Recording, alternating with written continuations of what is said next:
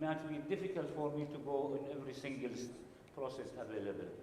This is the global looking at the refinery, and as we can see, the crude goes to distillation. You end up with the straight run naphtha, straight run diesel or gasoil, straight run heavy, and then you have to go to vacuum.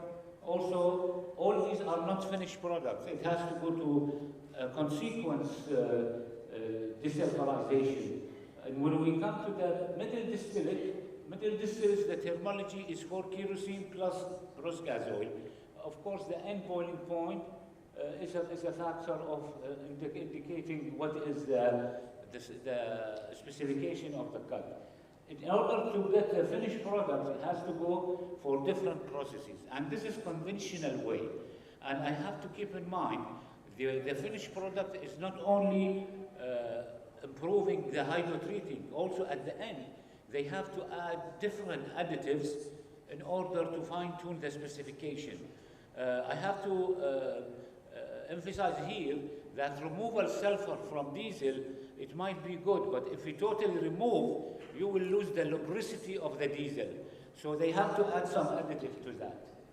Now, this is the approaches or factor influencing deep desulfurization. If we are assuming that the feed it has 1 to 2% sulfur, it goes to the ultra-low sulfur diesel, and we have here 4 factors. 4 of them start with letter C. So we have composition, chemistry, which we cannot do anything about it. I have to keep in mind this is a very complicated reaction there, the aromatization, desulfurization, denitrogenation, dehydrogenation. Then we have composition, also we start C. The feedstock quality, very important. Of course, condition under high severity is also a factor. High pressure, hydrogen to oil ratio, many factors affecting that. Of course, the bulk and the heart of the process is the catalyst. As we know, and many people around here, they know if you are working in the area, substantial effort to improve the catalyst, and after 50 years, there is many catalysts are able to reduce the sulfur. The next step is how to improve the other products. And as at the end, the net result is to have the ultra-low sulfur diesel, which is less than 10 ppm. Now, why deep desulfurization is in conventional hydrogen is difficult?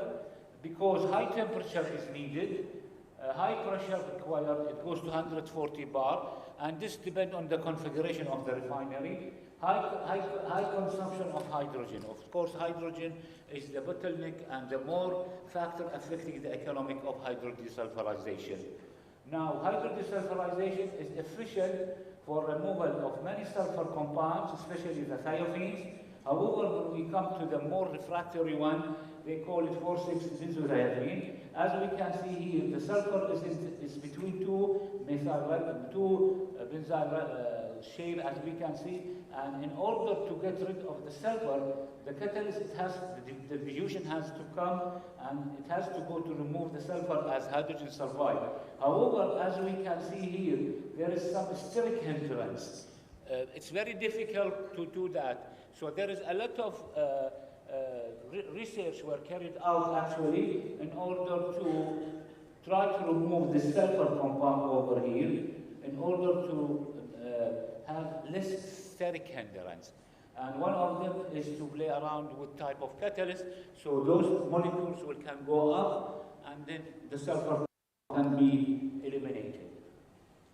Now, the main types of transportation fuel, jet range and diesel range. I think I had get a chance yesterday to talk about those. If through the question, maybe can highlight more.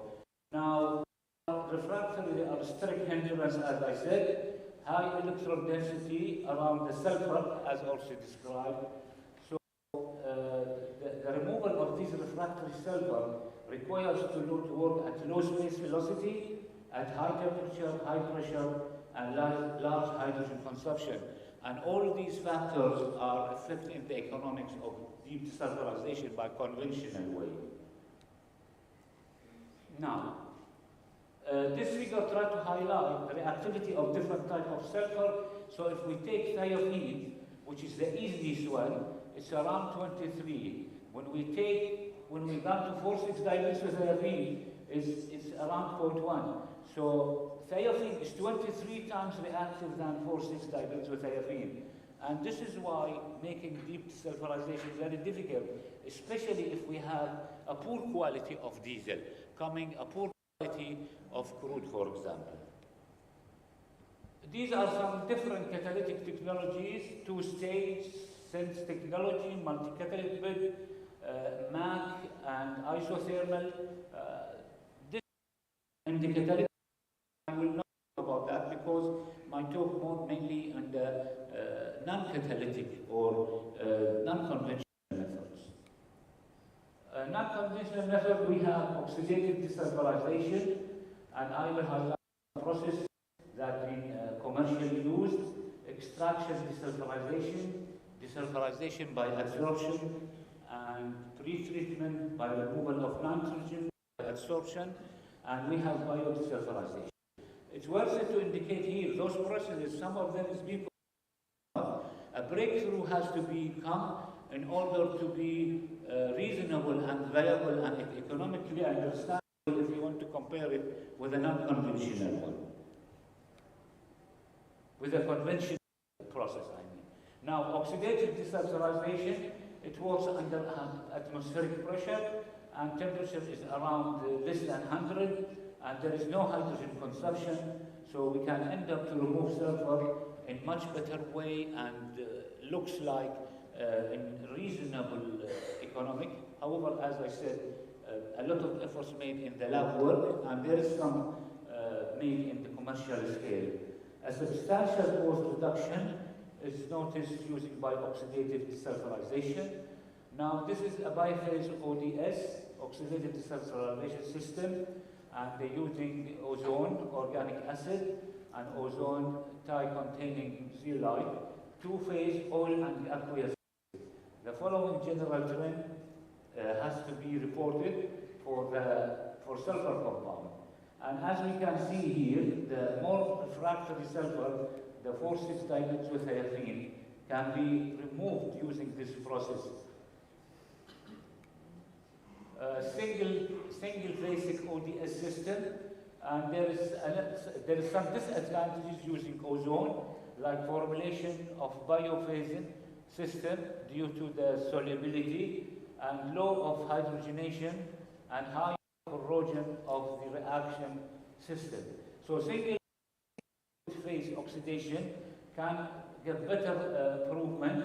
It has faster reaction rate and absence of emulsion and inside production of oxygen. Oxidative desulfurization by using cumin, and also this is another type of ODS.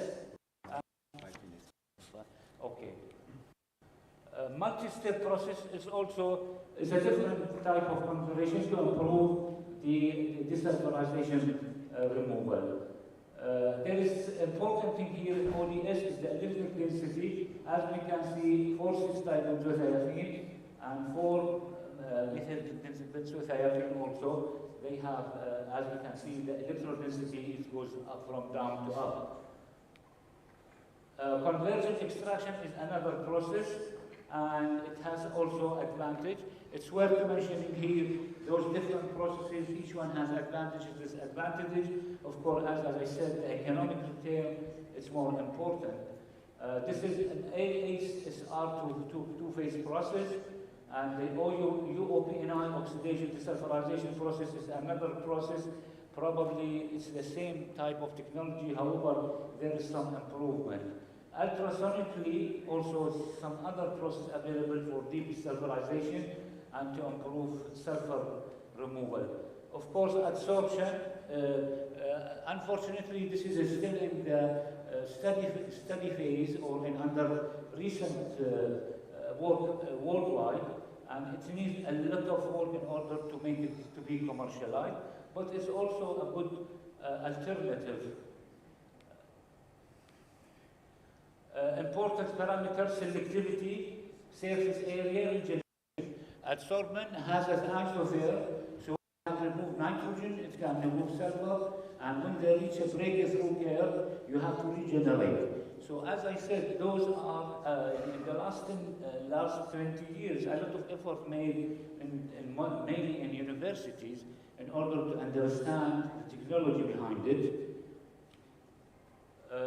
Sulfur removal by adsorption, there are different types: activated carbon, silicate gel, activated alumina, and some of those can remove even nitrogen. We at Petroleum Research Center, we have an active program in this area, and people have been working in this area worldwide. So this is a good potential. However, as I said, it needs a lot of effort in order to go for the commercialization. IRBAD process, this is another process which also talking about adsorption. I will not be able to explain more due to the time limitation. Integrated process for deep sulfurization, and also this is the more information about it.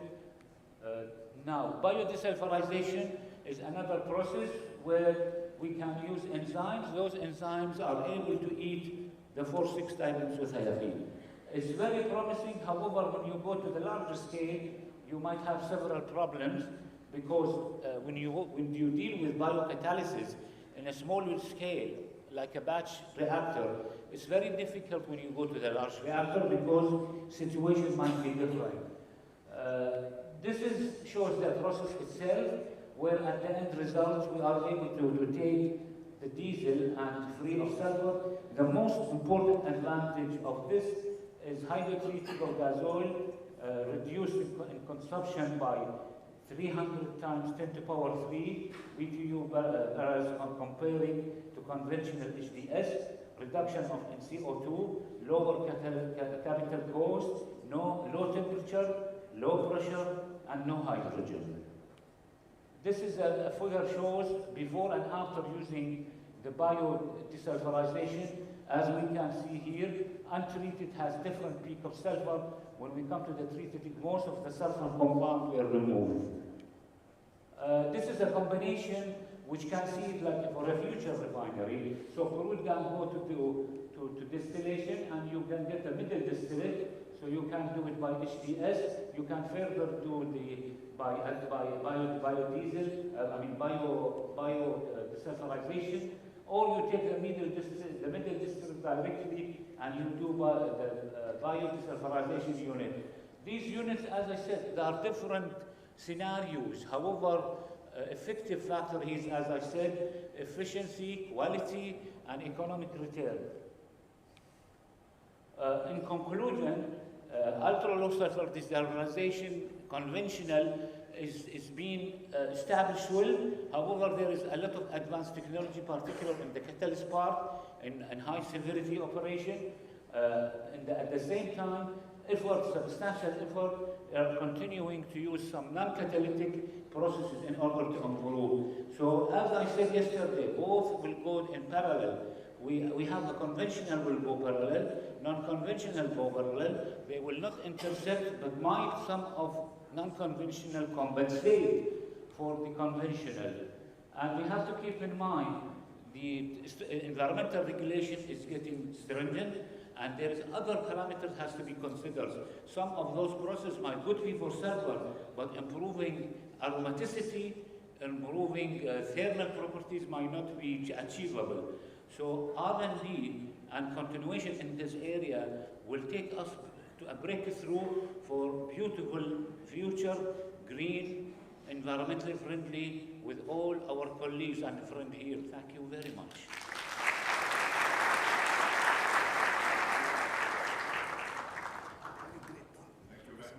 Thank you.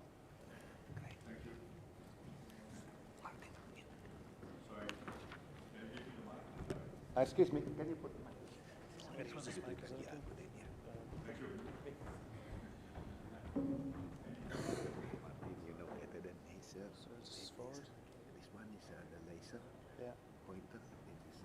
Thank you very much, Professor Malafi, for a very interesting presentation and overview of digitalization processes. which clearly mentally important and exemplified by the number, by the research that is going on. The whole history, because it's not just as well the absorption and the biodesensitization, areas of chemistry that help us indeed, as you mentioned, create a better world, which is the leader too. Thank you, Professor Martin. I'm now introducing you to Professor Martin Tangley. Professor Tangley is a key international figure in the low carbon sector, informing the policy debate around the world. An international award-winning innovator, he established the first biofuel center in the UK and made headlines for his inventions to produce biomethanol. He is the recipient of the prestigious Institute for Chemical Engineers ICME International Award of Innovator of the Year. Among his many awards and recognition, he was named the Scottish Enterprise Entrepreneur of the Year, and the company he founded to commercialize his process-setting renewables was named the most innovative biotech SME in Europe. As a recognized thought leader, he has featured on many TV stations, and for all of these great services and achievements, in recognition of these achievements, Professor Tangley was awarded an honorary officer of the Most Excellent Order of the British Empire, OBE, by the Queen in 2018. Professor Tangley, we are all thrilled, and the floor is yours. Thank you. Thank you. Good morning, everybody. It's an honor and a pleasure to be here today to speak to you. I'm Martin Tangley. I'm living in Edinburgh. I'm Irish, as some of you might know from the accent. We're based in this beautiful city. I gather from speaking to you at the conference that many of you have actually been there and enjoyed it. What we do is we've developed a process for taking biological material, and we use a microbial fermentation to convert those raw materials into chemicals, specifically acetone, butanol, and ethanol. Currently, the only way you can derive these chemicals and the way the world is supplied by these chemicals is from the petrochemical industry. There are a number of issues with this. One, of course, is across the way in Egypt. We have COP27 going on, where everybody is addressing the issues of climate change. We've heard quite a lot about the innovative work that's going on in this sector here over the last couple of days. But also there's a very simple thing that whether we like it or not, oil is a finite resource and it will run out. We need to find some other way of dealing with it. The carbon issue comes from the fact that in digging up petrochemicals, when we convert those petrochemicals into chemical products, we emit carbon dioxide ultimately into the air. If we don't dig up the oil, that carbon dioxide will stay under the ground. There's plenty of carbon dioxide already existing above the ground, and this is biogenic carbon, which we can recycle above the ground without bringing up new carbon dioxide from the Earth's reserves. And this is the concept about replacing, ultimately, a petrochemical-based society with a bio-based society. And it's not about getting rid of chemicals, it's about making them differently and getting them to be provided from alternative sustainable resources. And the ABE fermentation is one of the ways by which we can achieve this. I didn't invent the ABE process. It's over 100 years old. It was developed during the First World War in the United Kingdom to make acetone for explosives. It developed over the First and Second World Wars, and by the 1960s, it was the second biggest biological process that the world has ever seen. So why isn't it with us today? Well, because of the petrochemical industry. It really boomed here across the water in Saudi Arabia when those oil fields were discovered, and that became the dominant source of pretty much everything we take for granted in our daily lives very, very quickly. The industry simply couldn't compete with this brand new market intervention, mainly because of the cost of the raw material. Anywhere between 70 and 90% of the cost of production of these chemicals came from the raw material in the first place. So what I did was I set about to see, well, what if you changed that dynamic and you used a completely different raw material, something that wasn't expensive, something that already existed that was considered a waste or a residue. And in Scotland, many of you will know, Scotland is famous for making whiskey and other distilled drinks. It is one of the dominant and most important industries in the country. It's dependent ultimately on farming. It's an agricultural-based product. They grow barley, And the barley seeds are then used to produce the compounds. The seeds are allowed to germinate. This releases some sugar. That sugar is then added to water and yeast, and a fermentation is carried out. And at the end of the fermentation, the ethanol is distilled off in these copper vats, and it's always in these copper vats, and that's important. The ethanol is then allowed to mature in barrels, and that goes on to produce the spirit. So in this process, the barley seeds that you have already taken to release the sugar, all you've done is you've extracted glucose from those seeds. So the rest of those barley seeds, residues left behind in Scotland, is given the term draff. When you distill the ethanol from the liquor that you have made in the vats, the ethanol is removed and that liquor is left behind in Scotland. This is known as pot ale. It's got dead yeast, it's got some residual barley, and now it has copper because that has leached into it from the distillation process. And this is significant in the country. The draff is produced at a huge rate. From the malt whisky industry alone, 750,000 tonnes a year of draff are produced every year in Scotland. The liquid is even more problematic. It's quite toxic and now is full of copper. There's over 2 billion litres a year of this produced 24/7 in Scotland alone, and that's just that one specific sector, malt whisky. So what I set out to do a number of years ago now, when I was younger and more enthusiastic, I think, was to see, could we combine those residues which have already been generated in the country by another industry? Could we take their residues and use the ABE process and adapt it to something that's not intrinsically good for growing these organisms? And we found we could. And in that way, we can take those residues and convert them into acetone, butanol, and ethanol. That was originally a research project. I then spun out the company from the university, and the company is called Celtic Renewables.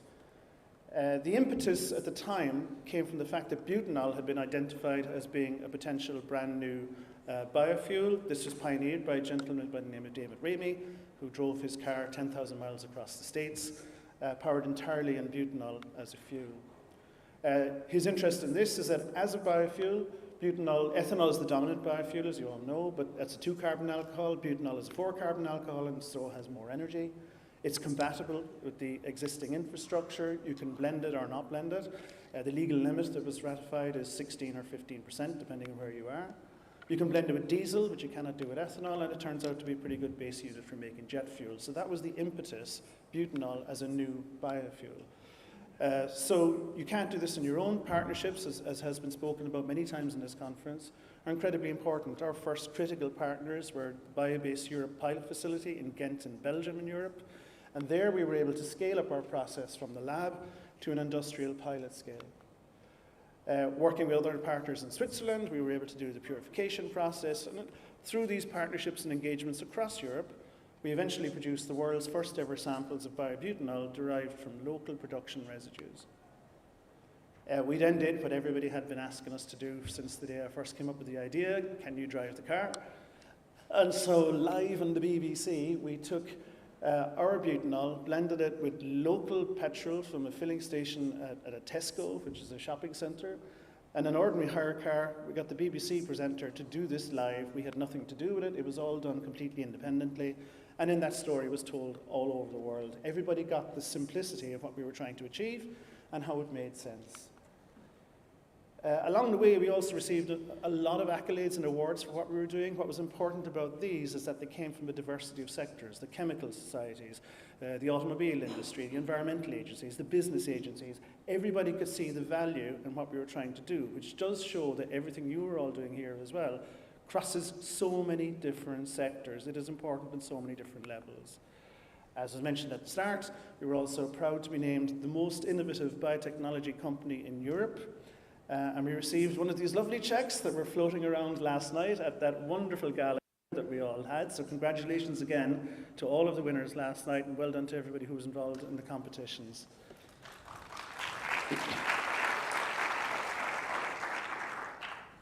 And I think why people understand this is the value proposition of what we're trying to achieve in its essence is very, very simple. We have an industrial industry that's critical to the country.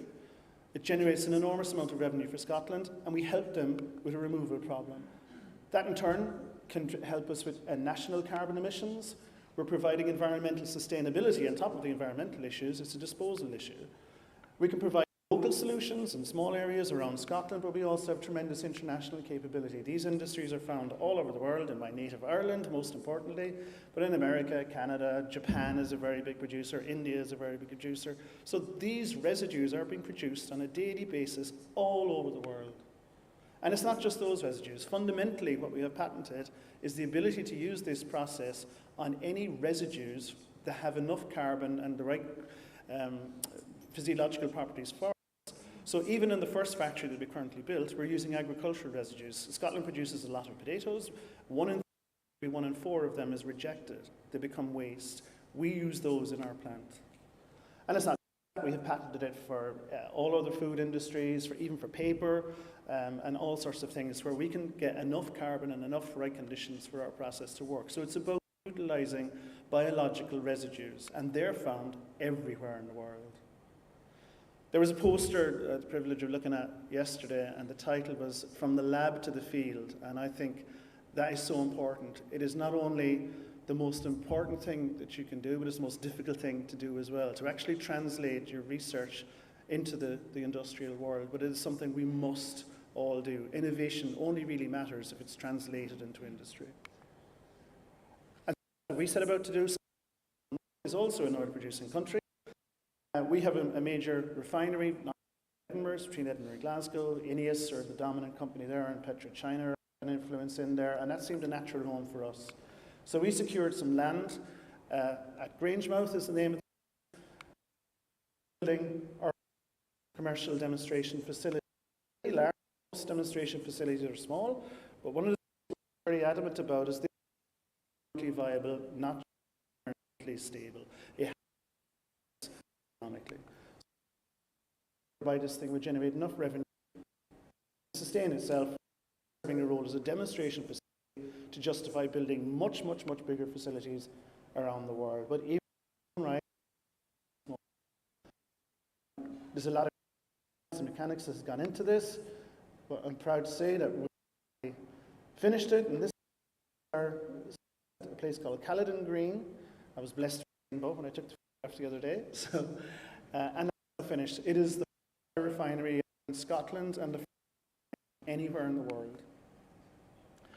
As I said at the outset, the impetus for this came about from butanol and its potential as a brand new sustainable biofuel. And that's still there, that hasn't gone away, but it does involve developing a new market, introducing butanol into the fuel structure, and that's out of my control to a large extent because that is dependent on fuel distributors and legislation bringing that in. And while it can, absolutely can, and probably come in as a very sustainable biofuel, my view is that there's a here and now demand, pardon me, for these chemicals today. We use them every single day of our lives. You just notice it. They're used either directly in products or they are essential chemical reactants in producing these products. Healthcare, hygiene, pharmaceuticals, you name it, they're involved in everything. All paints and lacquers needs these things. Acetone on its own as a chemical is used for dissolving so many different things as a solvent. We use them every day of the week. And we have at the moment, but last in Glasgow, and I had the view that the world has heard too much about the doomsday scenario of climate change. And my view is it's time we stopped justifying why we should tackle it and start getting around the action of how we tackle it. We've heard many ideas today about energy savings, or the other days about carbon reductions and efficiencies and everything that's going on in this world to help do this. It's not about not doing things, it's about doing things differently. And that was the message we very strongly put out in COP last year in Scotland. And the world opened up to this. Again, the world's media decided on our brand new visit us there. And I think it's because thing. Not dependent. We just have different ways to make them. And so my message, my message to everybody here today, net zero, some wonderful emissions over the last number of days. But if you genuinely want to do it, it's not the things we can't do. It's about doing them differently. I'm absolutely convinced that through innovation, we can, and indeed must, grow an environmentally and economically, and this is the point, we're not talking about developing a charity. And it can do.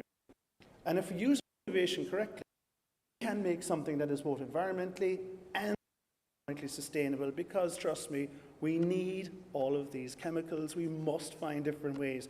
Turning off the taps in the oil industry is not the solution. So many more trees.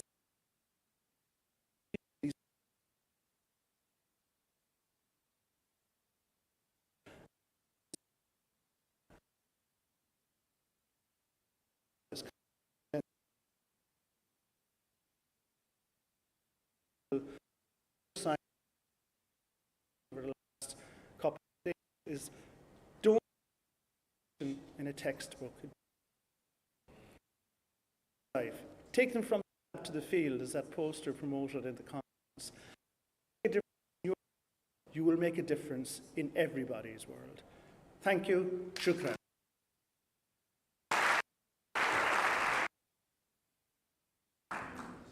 Thank you very much, Father Stanley, for a very presentation. This That is brings together science, point. entrepreneurship, And one is to go to the in left. doing and For doing in a different way, in an Backward. economic and a sustainable way. So I'm sure there will be plenty of questions. Thank you very much, Professor Stanley. 9:45 is starting. It's my honor now, Professor Oyvind G. Hu,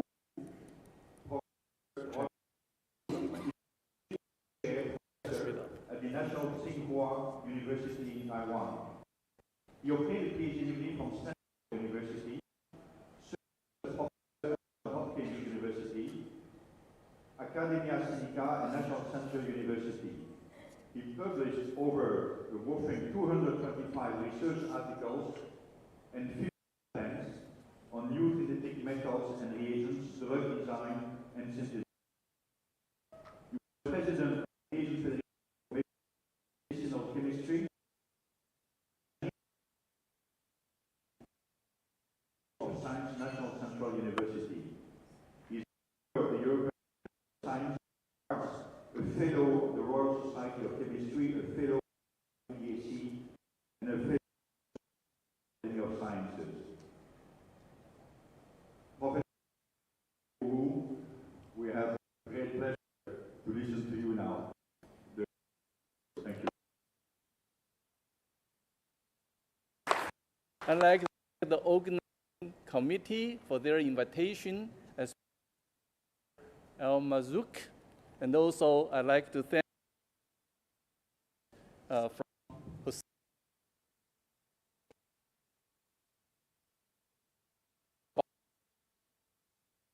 Relate to different topics, and there are different methods I'm going to talk about in the organic synthesis.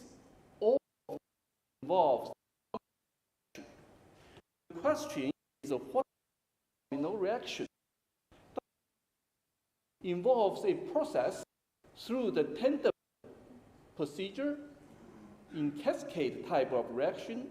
So at least 2 or even more, up to 7 for reactions I'm going to discuss today can be performed in a single flask. So it's very efficient and energy saved and then very few waste. So it could be inter and reactions. Back to decades ago, reaction that is a protein cyclization involves 6-member formation, 6-member formation, 5-member formation, and form the steroid. Okay, that's long ago, but now I'm about the recent development. The first reaction is allyl react with silyl triflate. Just put them together, we were able to obtain the ring bonds with silane moiety in there, the structure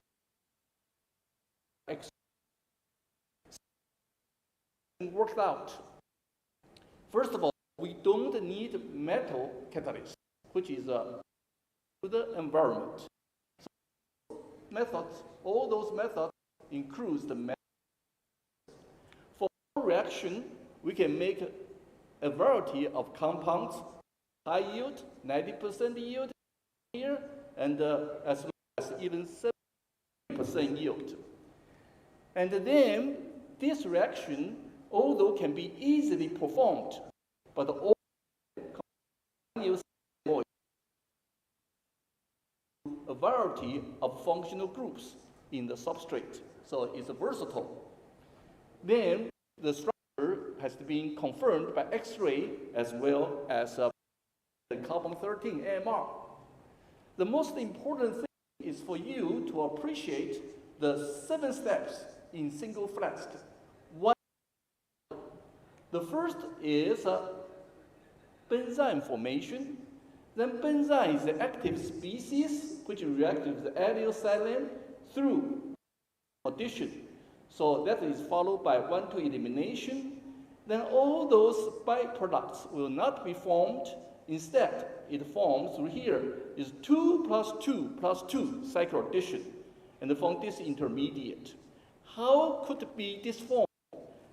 Involved sigma to C and the PZ orbital hyperconjugative stabilization. So it's a very complicated process, but simple towards operation. Then this intermediate leads to the ring formation, then reacts with the oxygen to form this peroxide. Then there's another stabilization. Finally, the oxidation. So totally 7 steps generated in single flask of the final product. Okay, advantage. It involves appealing yields in here, no catalyst required, and also the product is the E isomer, is radial specific. And this silicon reaction, the 2000 new reaction developed in our group during the past 3 decades. This is included in the cyclization. Then let's take a look at another important application to the heterocycle. This kind of heterocycle compound can be generated in single flask. So once you have benzene with one equivalent of the shift base, then second shift base, then we generated the product. This goes through the domino reaction. Its yield is very high, 70 to 85% yield. Among those compounds, one is very important is this compound. It shows anti-chikungunya activity. So far, around the world, there is no which can cure anti-chikungunya disease, and this compound would be a lead. Then the mechanism that the 4 steps that the proton transfer intramolecularly, then benzene intermediate, followed by addition through a particular process with and end with the product. But you take a look at the product, it's very interesting. This process generates all this configuration in this final heterocyclic compound. No other isomers were generated. So this is the second domino reaction. We want to go further. Okay. Then that reaction involves A plus 2B gives the product, and we extended the reaction to A, that's benzene, and B is shifted. It's a complicated system, and we get a heterocyclic compound with 1 nitrogen in the product. Then continue to take a look at the reaction mechanism. This doesn't properly.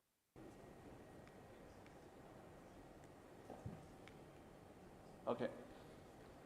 There are more reactions related to the shift base. So you can see benzene react to shift base. We can form 1,2-hydroquinone. With sulfite, it generates epoxide. With allyl ether, generate phenolic ethers. So this kind of domino reactions has wide applications. And even more, we published a paper to build a symmetric synthesis that's published as the cover page. Then the reaction involves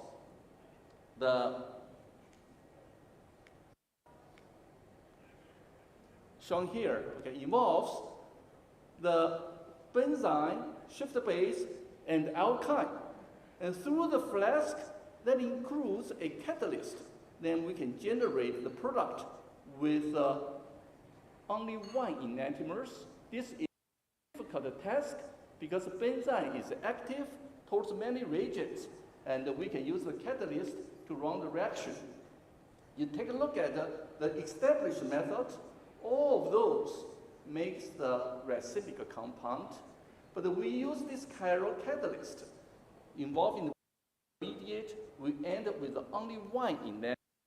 So this is one of a few domino reactions can be performed through the asymmetric synthesis.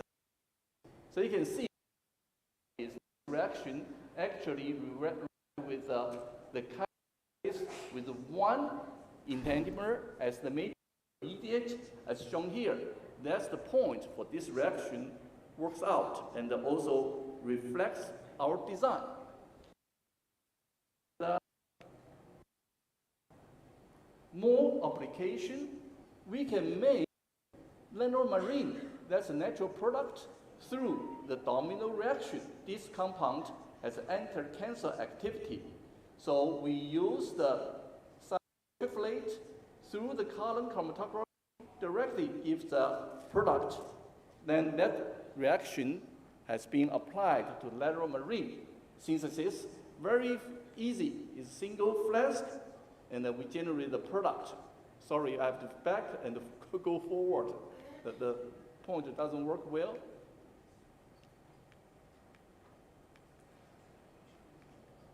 Lanomarine has anti-cancer activity, and use this strategy, we can end with the product. Do you have another laser pointer? It doesn't work out. Okay, you can see this reaction. Once we have 3 put together, those compounds put together, we end with 1 reaction to build up atom. Then remove the protected group. That's the lanomarine. So this is efficient synthesis.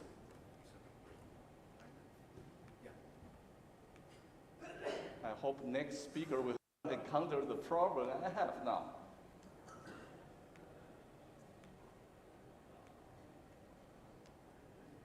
Can you control there for next slide? Thank you. Okay, great. Okay, another complicated reaction we can do is use a benzene to do the deoxygenation reaction. That involves the amino alcohol, then give this intermediate, then react with the benzene. The benzene is there, the amino alcohol is eliminated to generate the alkene. This is region-specific transformation. Eraso is the trans product, trio is the cis product. That involves a more complicated mechanism. So you can see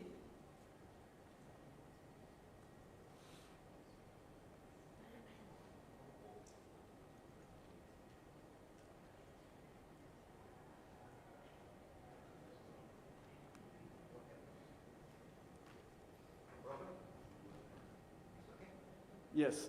Okay, thank you for your control. You can see this is a complicated mechanism, but you don't have to worry about it. You just enjoy the product.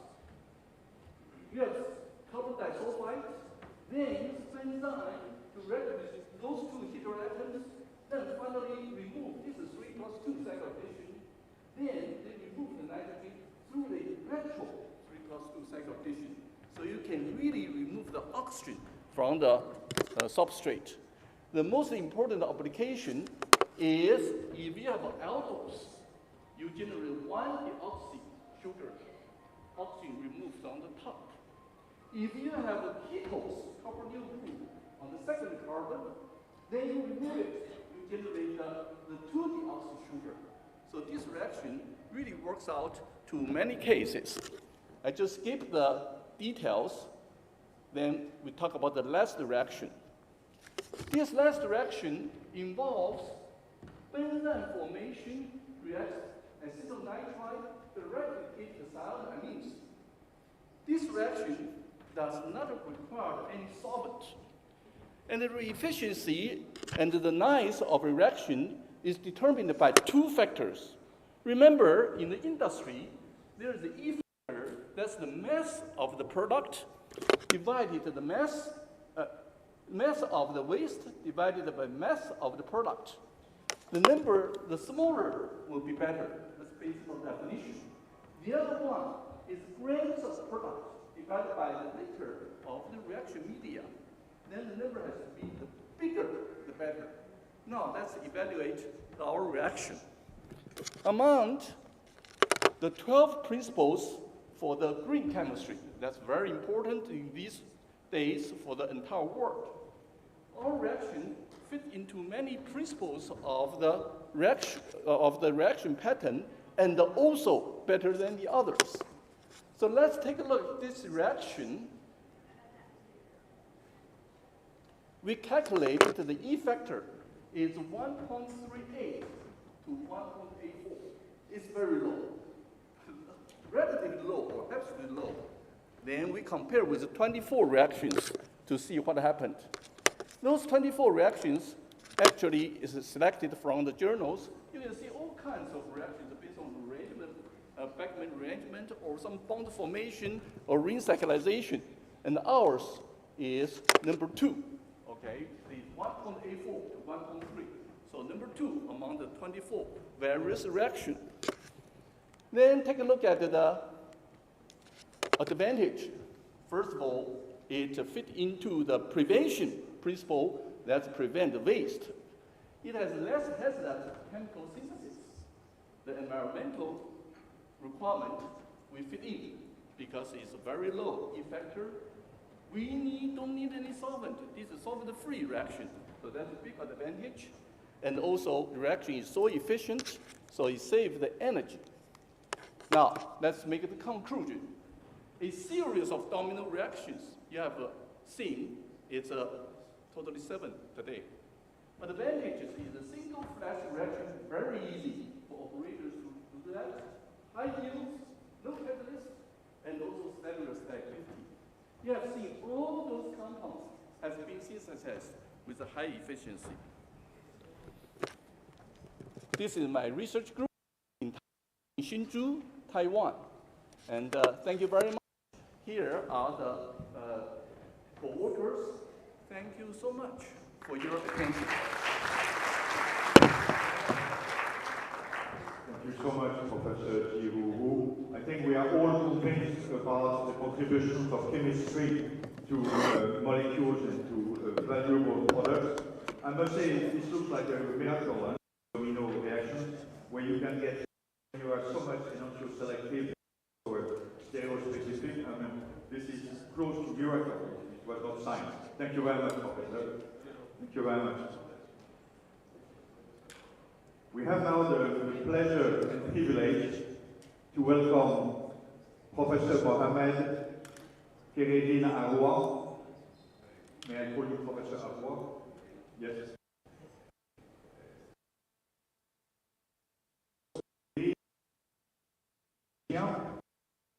The Material Sciences and Engineering from the University of Nancy 1, France. He obtained his PhD in analytical chemistry in Nancy 1, France, which by the way is very close to art because this is also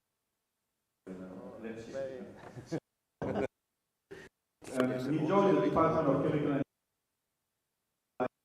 in 1993, where he is now a senior professor appointed in 2010. Currently, he is a professor with Sunway University Malaysia and Lancaster University in the UK, and was appointed as honorary professor at the University of Malaya since January 2018. He is also the Associate Dean Research at the School of Science and Technology and head of the Center for Carbon Dioxide Capture and Utilization at Sunway University.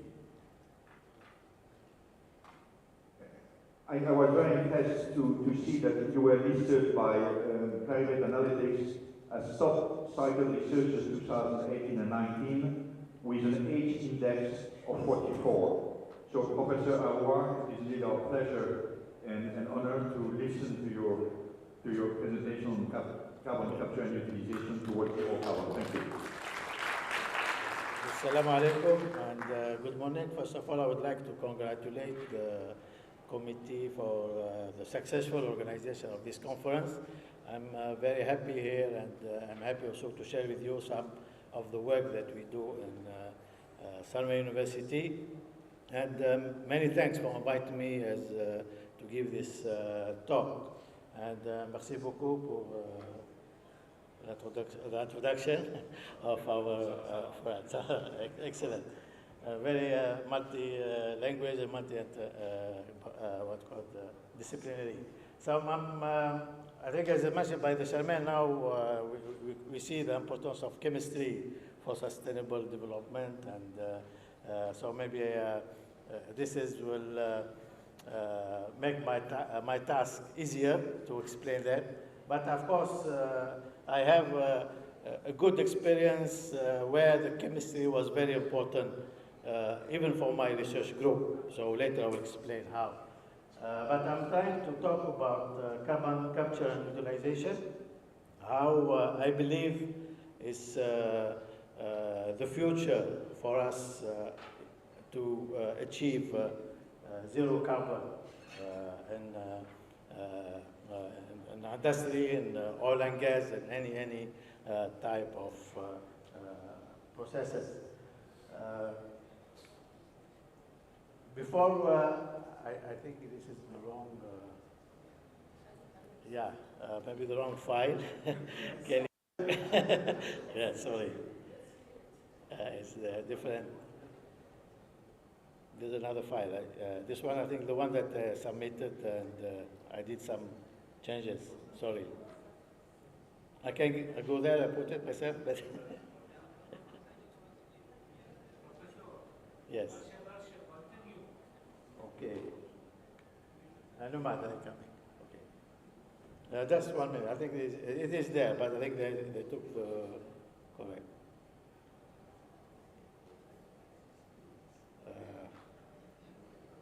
I can. Okay. I do it myself.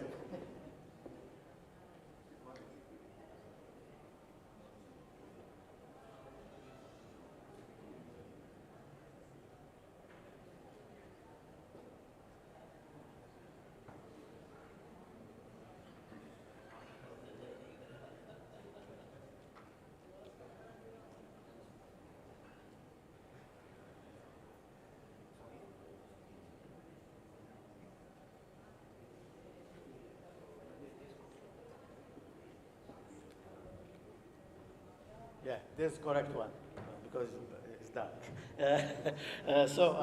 There's a video here, because I know maybe in this room, only me I know about Sunway University, and maybe Hussein, because I explained to him what is it.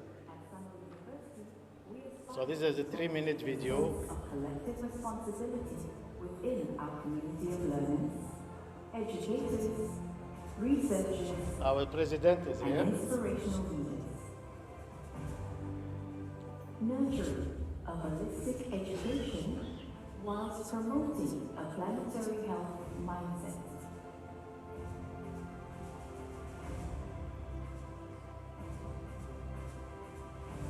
So it is at Sunway City. Practice and experience. At Sunway University, we encourage a heightened sense of awareness and responsibility of the world we live in. Our actions, our desires, the outcomes and the results. we practice what we preach. By doing it physically, harnessing renewable energy,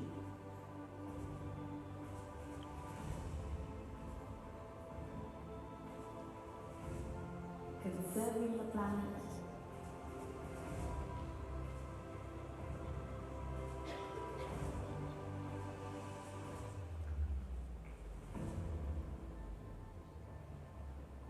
taking vital resources seriously,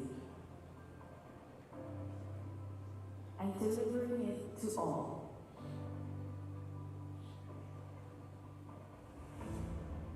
Creating solutions, planning for a greener future, identifying sustainable solutions and working together to achieve them. By instilling a culture of conscience in our campus, our community, our city, and our collaboration of countries. To be that little voice of positive influence in all who pass through these halls of enlightenment. To give our beloved planet and future generations the greatest gift of all, the gift of a sustainable future, the gift of eternal life. To do the right thing, and to do the thing right. Sunway University, truly a class above. So this is basically a short description of the university and our emphasis on sustainable development goals. Because our chairman is the one who owns Sunway Group. It's a very huge group. There are 3 Sunway cities in Malaysia, and one of them, where is our university, is situated. So this is our university. And this is one of the largest theme parks in Malaysia shore, and maybe in Southeast Asia. It's the Sunway Lagoon. And this view from Sunway Resort and Sunway Pyramid. So it's a city where there is entertainment, there is education, there is medical center, etc. So when our students are stressed, they can go 5 minutes and can go enjoy the rides and the things. So I hope one day I can welcome you there. It's a very interesting area and place to be. This is a very young university, 10 years old. It's a private but not for profit, as the money collected from the degree, the registration is injected back for research, for scholarships. The university gives 50 PhD scholarships every year. And with these 50 scholarships comes stipend, comes fee waiver, and also about 10,000 per year for research for the student. I think it's the only maybe scholarship comes with some money for research. These are some of the pillars of university. Just I go fast here. So very important that we have the Jeffrey Center on Sustainable Development Goals. And because our chairman basically investing a lot of money on SDGs, so this is our chairman, Tassi Jeffrey Chia. He owns every place in Sunway City, and we have in our Sunway City the Sustainable Development Solution Network is the 3rd after New York and Paris. So it is established at Sunway University, and we align our research, our education, our teaching through the SDGs. And one of our niche area is planetary health, which englobes everything, in fact. So we have highly cited researchers. One important area is we have a collaboration with MIT. Why I put a red? Because this is with my research group in the Center of CO2 Capture and Utilization. We have a 3 years contract, and this shows why important chemistry, because of our expertise or our work which involve chemistry, that the MIT group, which is a group for mechanical engineering, they come to work with us to work on the integration of CO2 capture and utilization through conversion of CO2 by electrochemical reduction to carbon monoxide. They're working on the electrochemical reduction, working on the chemistry part, on the capture, on the developing a new solvent, and then where they found the importance of the chemistry, they need to develop and optimize the process, and we have now 3 years contract with them. So of course, why CO2 capture and utilization? Not only because of the environment, but of course there's other issues. I think in oil and gas we know CO2 capture has been there for decades because CO2 associated with natural gas, and it has to be removed. And of course, currently the development of biogas, which contains a lot of CO2. We need also to remove CO2 to enhance the quality or to produce biomethane. But of course, CO2 also has application. It has some interesting, so it's not a very bad molecule. It's bad and good because if there's no CO2, so there's no life, because life started, and it is sustained because of CO2. It is used by the plants, etc. So we can not take it as a very bad molecule. But of course, these are some of the SDGs that are important to be addressed when we work on CO2 capture and utilization. We have seen lately, I think, the last 3 decades, 4 decades, increase in disasters are related to climate change, so I don't go too much on that. The temperature is increasing, and we have to do something, as mentioned by our speaker, not only what to stop to do it, but what we can do in order to tackle this grand challenge, because it's very, very grand challenge, and it's not only chemistry can tackle it, so we have to have a multidisciplinary research, multiple stakeholders, not only scientists, not only engineers, but also policymakers and leadership and policies should also be involved. And we know that CO2 is the main contributor to climate change, not because of its effect, because if you compare to methane, CO2 is much, much lower contributor to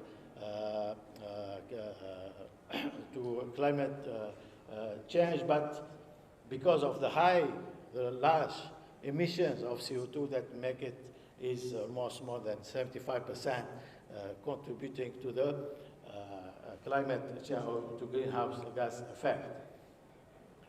CO2, as I mentioned before, it has application. It has a lot of applications. It can apply directly as feed for algae development or as a solvent. We know a supercritical solvent is a very powerful and green solvent. It can be used as a heat transfer fluid, etc. And also now there is a lot of research that are looking to convert CO2 to value-added product, to chemical product. Despite it's known it's a very stable molecule, but there is a lot of research going where we can convert it and to fuels, to chemicals, also building materials. In my opinion, that even if we change our energy to 100% renewable, we still need CO2 capture and utilization. This is very important to know because if we imagine, okay, all our fuel is coming from renewable, or energy coming from renewable, from solar solar energy, etc. But still we have CO2 in the atmosphere that increased, and it is very high compared to the natural CO2 concentration. And according to the International Energy Agency. So carbon capture and utilization will play a role, will be playing very role in most of the regions as one of the strategies to tackle climate change. We don't need one strategy, not only renewable, that will help us, but also other strategies important. One of them is carbon capture and utilization. Because CO2 can be retrofitted to power and industrial plants, okay, so this is, can help reduce the emission from power plants, because you cannot over 24 hours or 1 year, you can replace all existing power plants with renewable. And also CCUS can tackle emission from other sectors, because not only fuel combustion is the source of CO2, but CO2 can come from processes at the cement process, etc. And also, as I mentioned, CO2 capture from the atmosphere, or reducing CO2 concentration from the atmosphere can only be achieved through CO2 capture and utilization. And there are some plans, demonstration now that are in place to show that and develop these technologies. But of course, the big challenge, as mentioned just now, I think, with one of the talks this morning, we have to look at a process that is environmentally friendly, but of course it should be economically viable. And currently, the cost of capturing CO2 from the atmosphere is very, very low if you compare it with the cost from natural gas, because the technology is currently, the most of the technology in place, they have been developed for CO2 removal from natural gas, which the concentration is in percentage, 10, maybe 20%, or, but in the atmosphere, you're looking at 400 ppm. So removing 400 ppm compared to removing 10% is really different. And, I'm not worried about the cost, because any technology starts initially very, very expensive, and then they reduce. And if you look at membrane technology, 40 years ago, people will say, well, this is very expensive, nobody will use membranes, but you see now that membranes, they are used everywhere. They are very, very economical, and they also are very good because of development of new innovations, and through innovation, basically, that technology can progress and become economical. Of course, chemistry is important, because in my group, we work a lot on solid absorbent and also liquid absorbent for CO2. So, and then the technology, I think it is known as the amine technology, and basically, because amine is basic, CO2 is acidic, and then when they come in contact, so CO2 is transferred to the liquid phase and reacts with the amine, so they can form carbonate, bicarbonate, or carbamate. Carbamate only if it's primary or secondary amine, and it is a very, very important, 5 minutes, okay. So it's very important, and normally the costs, the main cost coming for the process of CO2 capturing is from the regeneration, and now we are looking at ways how we get rid of the regeneration, which causes the high cost of for the process, as well as for corrosion. You know, the problems mainly comes from the regeneration step, where it is normally at high temperature, where the amine can be degraded and corrosive, etc. And so the idea is to get rid of the regeneration, and this is the topic of our work with MIT, where we are looking at transforming CO2 and the captured state, which is the carbamate state, to form carbon monoxide. And carbon monoxide, it is a component of synthesis gas. You add hydrogen from renewables, renewable sources, and the chemistry of synthesis gas is very established, so you can produce many, many components. So this is the idea.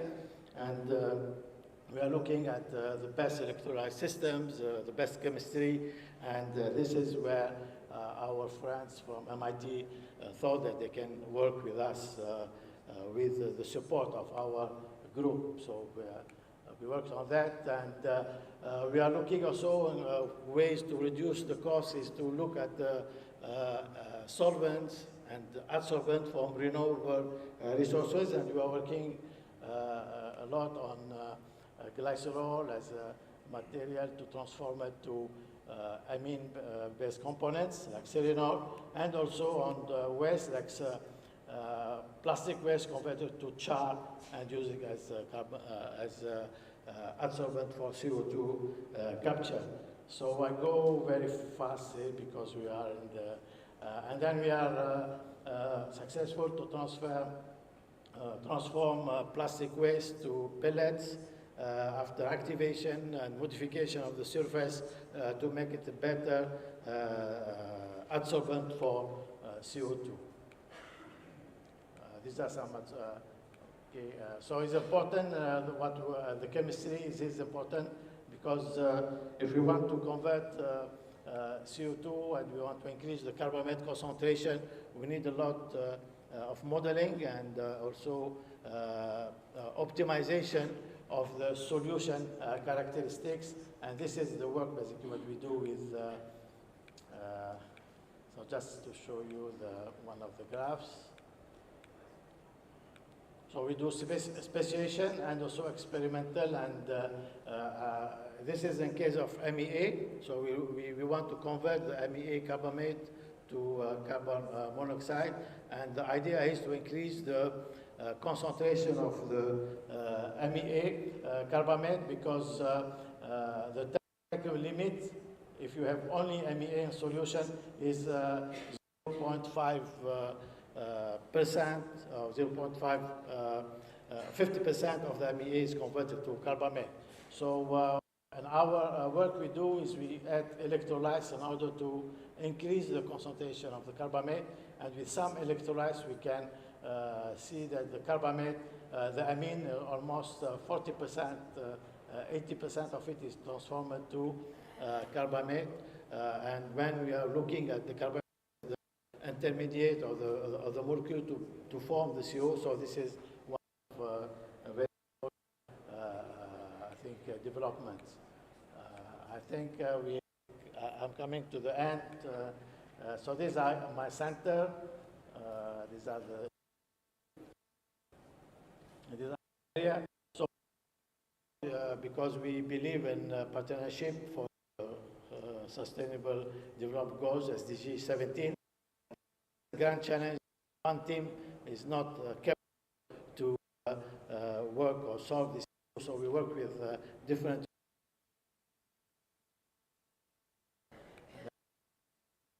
and online conference. I will share with you later the conference details. So with that, thank you very much. Many slides. Thank you, and we'll answer any question later. Okay.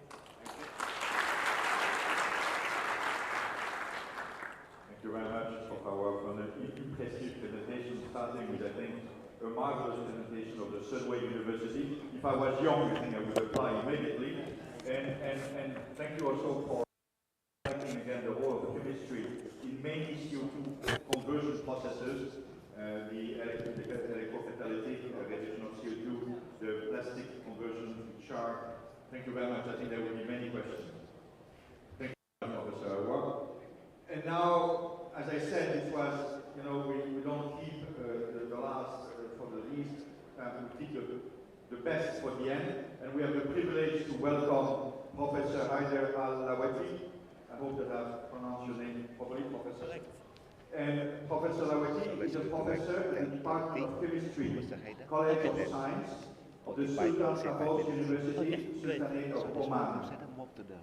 Professor Lawati research focuses on utilizing new materials like MOS, metal organic framework, carbon dots, and other nanomaterials for developing novel analytical methods using portable and miniaturized platforms such as 3D printed microfluidics and on a paper. Professor, I'm very curious to hear more about the lab on a paper. The floor is yours. Thank you very much. Well, thank you, Mr. Chairman, for the introduction, and thanks to the organization committee for the invitation. When I was young, I was always trying to make chemistry accessible to everyone. So this grows, and this is what I'm trying to do. So to make it accessible, I need to get rid of all these complicated equipments and instruments from lab and just make as simple as possible. So today I'm going to show you how you can use paper and your mobile phone to do good chemistry. So let me try and do this. Lab on a chip is actually it's a new version of lab on a chip. Lab on a chip, basically you do chemistry on a glass substrate or plastic substrates. And basically what you do some channels inside these substrates, and then you just mix the chemicals there, and then you try to find a detection way to do it. In 2007, Professor Whiteside from University of Harvard introduced something quite interesting, and that is paper-based analytical devices. And from then, become a very popular and very important devices to do some chemistry in this. So let me show you what's the advantages of this. Well, obviously paper is valuable, accessible, everybody can have it. It's disposable, biocompatible, very cost effective. You don't need sophisticated glasswares to do your chemistry in it. Easy to fabricate, and so many other advantages. Well, how to make it? It's very simple. All you need is just filter paper or chromatography paper. I think everybody can have it. And then you need crayon pens. These can have it from your kids, yeah, as easily available. Just any wax, these will do. And then you really need just oven or microwave. I'll show you some work on microwave to make your lab on a paper. Okay, so all that what you need really to do your lab on a paper. So this is an example. This is my undergraduate student. He did it at home using the microwave. So and this crayon pen. So what they did this three shapes. And in the first one, in this one, you can see the color, the red color is inside the wax. It's not moving away. And because wax and water don't mix, so your solution will be trapped inside this waxy material. So this is what happens. Now the second one is just oil. You can see this is oil, and because it's oil, it's dispersed everywhere. And the third is really the first solution, but you add to it surfactant, and again it goes just outside because, again, surfactant will allow the water to mix with the waxy materials there. So with the simple things, you can do quite a good chemistry there. Let me show you some detailed movie on this. Can you switch on first? Yeah. Now here what is it? This is again, it is under microscope. So you can see now the solvent is moving, the solution is moving. It's like a fluorescence solution inside, and you can see it's not moving away. Okay? You can switch on the other one. And this is the second one. Now one of them is aqueous completely, and the other is with surfactant. Okay, so the surfactant one will mix with the barrier. So you can see here this is the surfactant one, and you can see it's now starting to come away from the border. But this is only aqueous, so it's just stay inside and not move outside. So basically, this is what lab on a paper can do. But the challenge is to do some novel chemistry, right? So let me show you some of our work on lab on a paper. Now, what we recently, or a few years back, we started to use metal organic frame on paper. Now, there are several advantages on using metal organic frame. It can enhance the sensitivity of your detection systems, for example. It can also stabilize for your enzymes, and that's quite important. Metal organic frame. Now, in this work, what we did, we used metal organic frame chemiluminescence enhancers for estimating total phenolic acid in food samples using smartphone mobile. So let me show you some what we did. Basically, we used cobalt imidazole metal organic framework, and this what we observed that it creates significantly a very enhanced chemoluminescence, luminol-based chemoluminescence signal. You can see, you can by your left, you can see, you can see the high blue color there. This is by using this cobalt amide. So we said, okay, this is quite interesting. You can use your just mobile phone to estimate the total phenolic content in your food samples. You don't need any spectroscopic techniques there. But there was a problem. The problem was the reproducibility. The problem was, as you can see, when you put it on paper here, for example, in A, it's not uniformly distributed. And the reason is once the amorph is forming in solution and you put it on the paper, it's not homogeneously going to be distributed because they are small micro-sized particles. So this was quite challenging to how to overcome this. Now, what we found, we can make amorph on paper. So we can synthesize amorph on paper. Basically, what we do is you add first imidazole on paper, and then you add cobalt on paper. Now, when you add solution on paper, distribute homogeneously because it's just soft, it's just a solution. So first, everything is distributed equally on the paper, homogeneously, and then the amorph starts to grow on paper, so it will form a very homogeneous surface. And you can see this, for example, these are the same concentrations, very similar in their color. What you can see in A, for example, although they are the same, but the difference is quite significant. So here, we start to think to make this MOF on paper itself. And in this way, you can get a very homogeneous surface. And then this is some figures. This is solution, and this is amorph on paper. In fact, on paper, the size of the amorph was slightly smaller. And this is the TRR.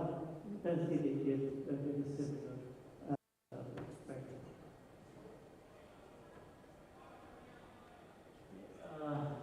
So, you can do that very simply. Just let me show you how you can do this. This is on this. No, that. Yeah, just this one. Okay.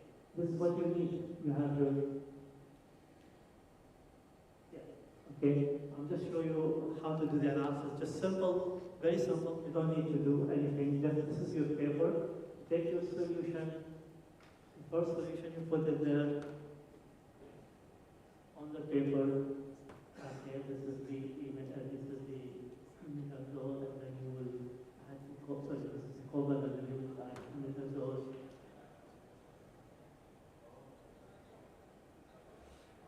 And then we will add a sample for it. Okay.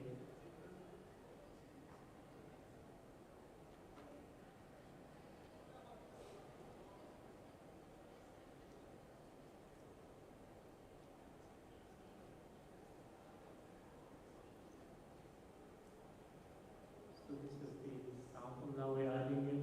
This was diluted honey, and we'll talk about this later on. Okay, to the total phenolic content in honey sample. So this is what we did. So this is the sample. Now we're adding it, and then you take this. This is a paper side, and this is just that for the paper in this box. This is just a box, like homemade box. And this is your, it's a mobile phone. on the box. And you switch on the second one, please. Okay. Take this, put it inside. That's it. And then close it. This is your switch off. And then you just put your H2O2 so it will react and give you a light. You saw the light, is very, not very, as you can see here, switch on this one, please. If you have a good eye, you can catch it after 5 seconds. So this is the light there. Yeah. So this is the intense light, and you can, of course, convert that to digital. So you can switch on this one, please. This is digital, so you can convert the light to the digital signal and detect the total phenolic content in honey sample. This is another work where we use a cerium oxide nanoparticle with, again with MOF, and we use multi-enzymes here to determine sugars like glucose, fructose, sucrose, and maltose. Now these sugars usually is refractive index detector. LC with refractive index detectors is the common method to use. So here we can use that again on paper using simple colorimetric methods. So you don't need even very simple. You can just detect by your eye easily. So this is what you have here. We lab on a paper if you like. So what we have 3 colors. The first layer is the injection layer, where we inject a sample there. The yellow color. The second is the red, where the sample goes to be distributed. Now you can see there are 2 circles. One circle here, this one, and then there's another one. The reason is if you add more sample, this circle will be filled as you want, and the additional volume will just pass there. So it will not affect the bit. It's a detection layer. So volume, your sample will be transferred from this to this, where most of the chemistry we have from the third layer, and then you will just put it upside down, and you will see the different, the 4 colors. The intensity of will correspond to every sugar. Fructose, maltose, glucose, and sucrose. Of course, there's lots of chemistry you need to put here, so we put here the cerium oxide nanoparticle and the MOF and different enzymes there to make this chemical reaction take place.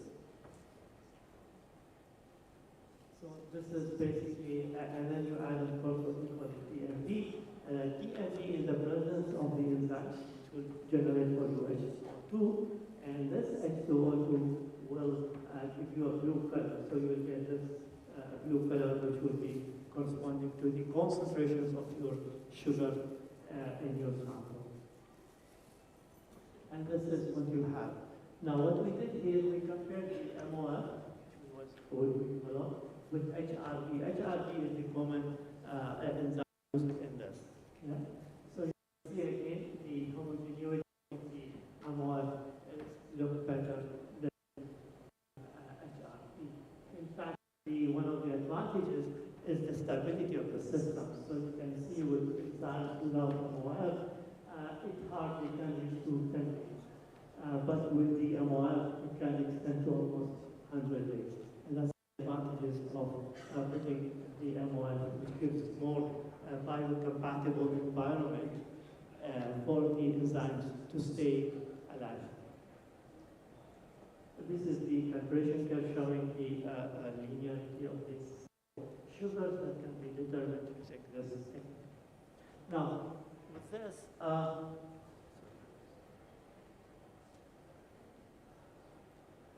okay, now with this, usually what happens whenever I meet people from outside the field and I tell them I'm a chemist, they say, oh, you are people who rule this universe, yeah. All the toxic materials you talk about has hazards, and you warn us all every time about things around us. So I decided a few times, okay, I'm going to talk about three things. And since this is the end of this conference, let me show you some sweet results from honey samples.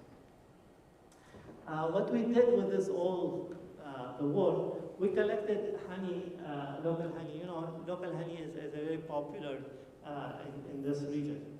So what we did, we collected a large honey samples from different parts of Oman, from Ibri, from Sinai, from Liwa, Samai, Qabil, Rosta, Nafed, and so on. And there are two very popular types of honey in Oman. One is called, I think in the region, it's called Sidr and Sumur. They are very popular there. Usually Sumur is more expensive. And then what we did, we determined the total phenolic content, and then using our development method, just to see how what the result is. And this is the result. Now, we also compared that with the commercial honey that is available in the market. So that's the input from UK and Kingdom of Saudi Arabia, USA, Australia, and India. And the result was quite interesting. Some of the local honey was significantly containing high total phenolic acid, but also the commercial is not too bad. Yeah, these are, I mean, we're talking here about 20 to 40 dinar range. This is we are talking about 2 dinar range. So yes, they are, but their phenolic content is not that low as we were expecting. Now, this is another work where we do some separation really for phenolic acids and polyphenols. And this work, this is on B samples, so these are three samples from UK, Iran, and Oman, where we can see the polyphenols content is very high compared to phenolic acids. And that's the difference between D content, the phenolic content in D samples. For example, you will see the polyphenols content is high, phenolic acid is much less. But in honey samples, you will see both as quite high, as you can see there. So this is the phenolic acid, the polyphenols, and both of them present. So drinking tea is not like eating honey. Honey is more beneficial in this case, at least from the phenolic acid content. In conclusion, AMOS can utilize paper-based devices for improving selectivity, sensitivity, robustness of the analytical systems. Novel chemical applications can be developed, and the technique is very cost-effective. I would like to acknowledge all the different people who worked with me on those on these projects, and also, of course, I would like to acknowledge the funding bodies, His Majesty Trust Funds and Research Council and Southern Oman, Ministry of Health, and also Petroleum Development Oman, and you for listening. Thank you very much.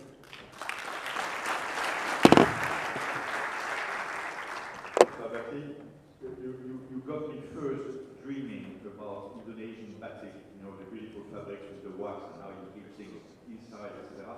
But then you brought us to pure science, very ingenious science, and I would say that the combination of simplicity and science is probably the best we can achieve on Earth. And finally, you made me very angry with the honey and the tea, so thank you very much for that.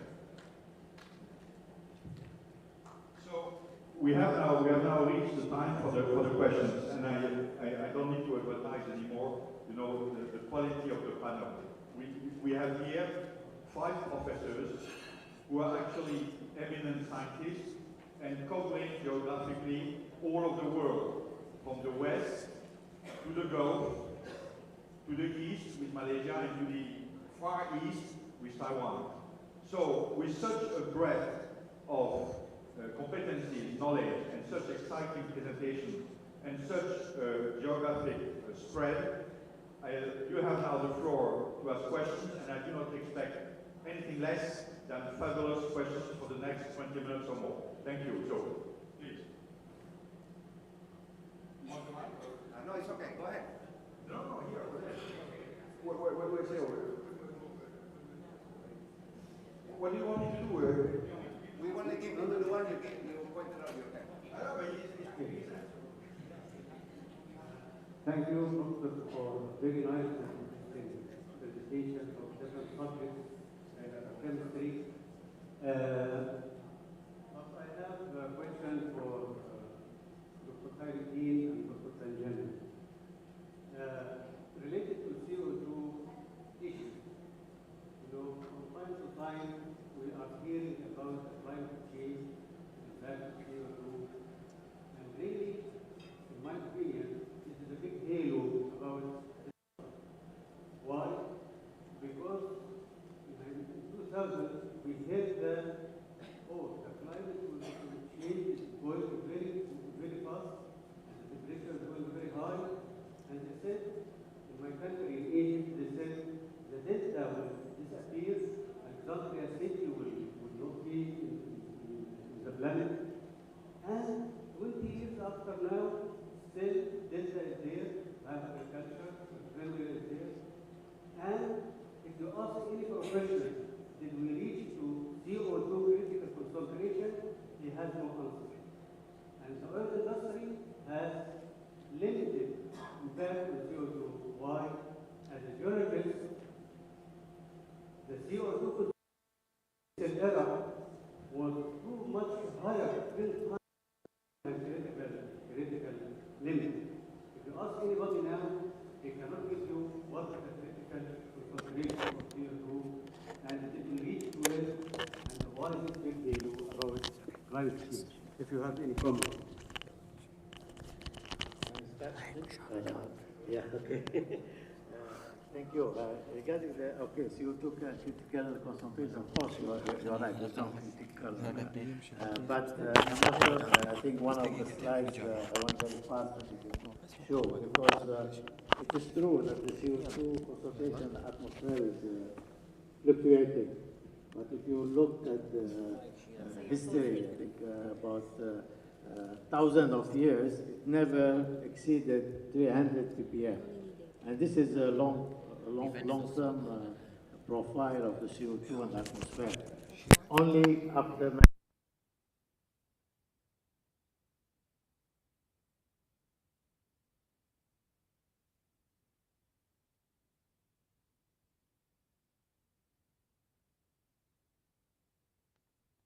greenhouse gases. The greenhouse gas is heating when you heat, and although you say like 300 to 400 ppm is very, very small, but nature is very, very small change, and any parameter can affect. You remember when you go to during the COVID, if your temperature is 37.4, you cannot enter the premises. If it is 37.3, you can. So because I think a small amount of change in the natural value of the parameters can affect.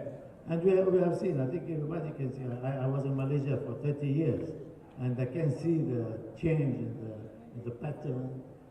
We can see the disasters are increasing in intensity and the frequency, and taking place in some area or location where it didn't happen before. We have the latest floods in Pakistan. The third of the country was underwater for more than for a few months. And then some countries, some places, they're still now underwater. So we cannot really deny that. But of course, as I mentioned, not one strategy can help us to do that. We have to have many. We have good transition for renewable energy, looking for more green technologies, but also to capture, and because by the increasing this what you call the forest fires are becoming more intense, more frequent, and this is only 1.4 degree increase. Imagine if it is 2 degrees. So how more, maybe CO2 coming from the forest fire will be more than any other sources, because plants, they have stored the CO2 for thousands of years, but during the forest fire, 1 week, everything is up in the atmosphere. So I believe in that there is no concentration, but we have to reduce it because if 1,000 years the CO2 was not more than 300 ppm, it means that we have maybe achieved that as a guideline or reduce it to almost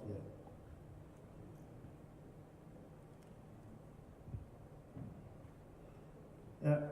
I'm not going to pretend I'm a climate expert. You've very eloquently spoken about carbon dioxide, it's your area of expertise. And I also agree with you that there have been a lot of hysterical comments and predictions that have simply clouded the whole issue. But I do know if I went to see 100 doctors and 99 of them said I was sick and one of them said I was okay, I'd really worry that I was sick. And I think we need to look at the evidence that's out there and the body of evidence and the bulk of experts who have now uniformly agreed that this is an issue that we need to deal with. I think we've gone beyond arguing why we should be tackling climate change, and it's come to all the wonderful ideas we've heard throughout this conference about how we're doing it, and that for me is the message.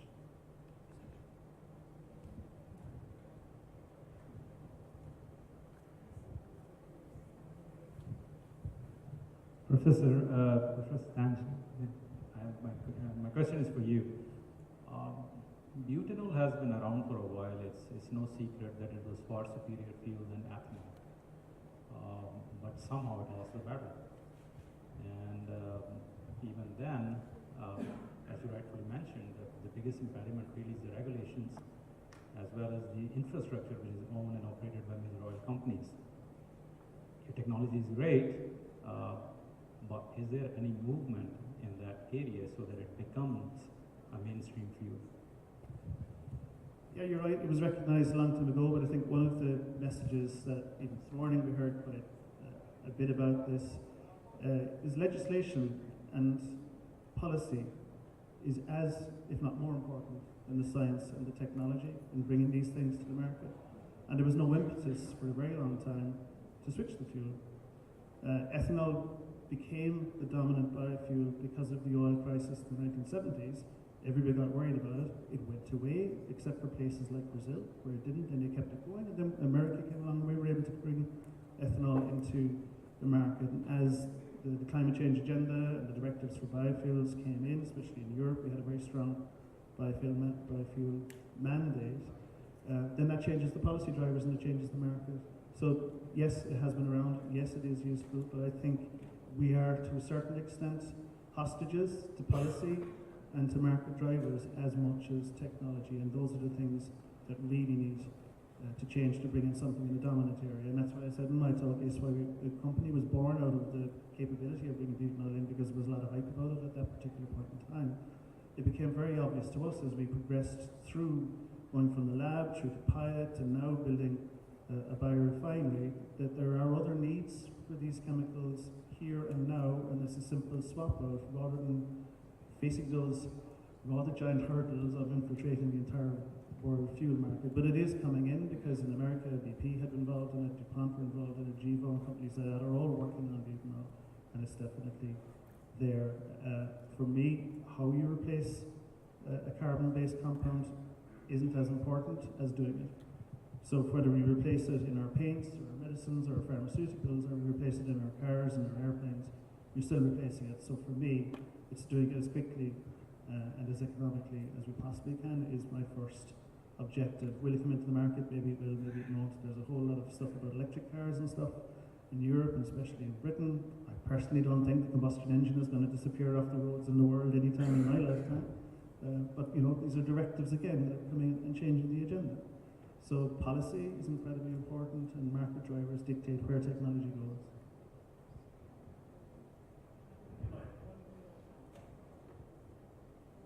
Any more questions? Yes, sir, please.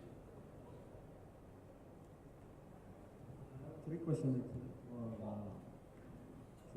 three professors. First one is for Abdulaziz Marafi sir.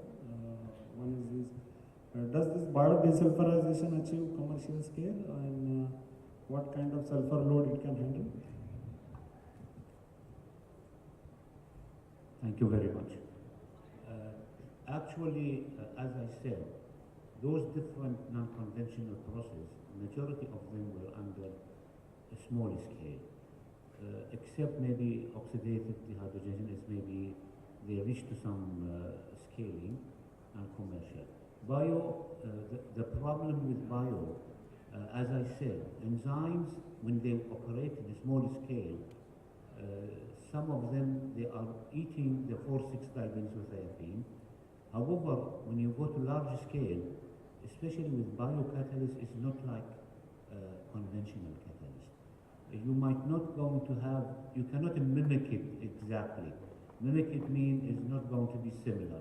Now, going to a larger scale, like commercial, semi-commercial, then the problem is there.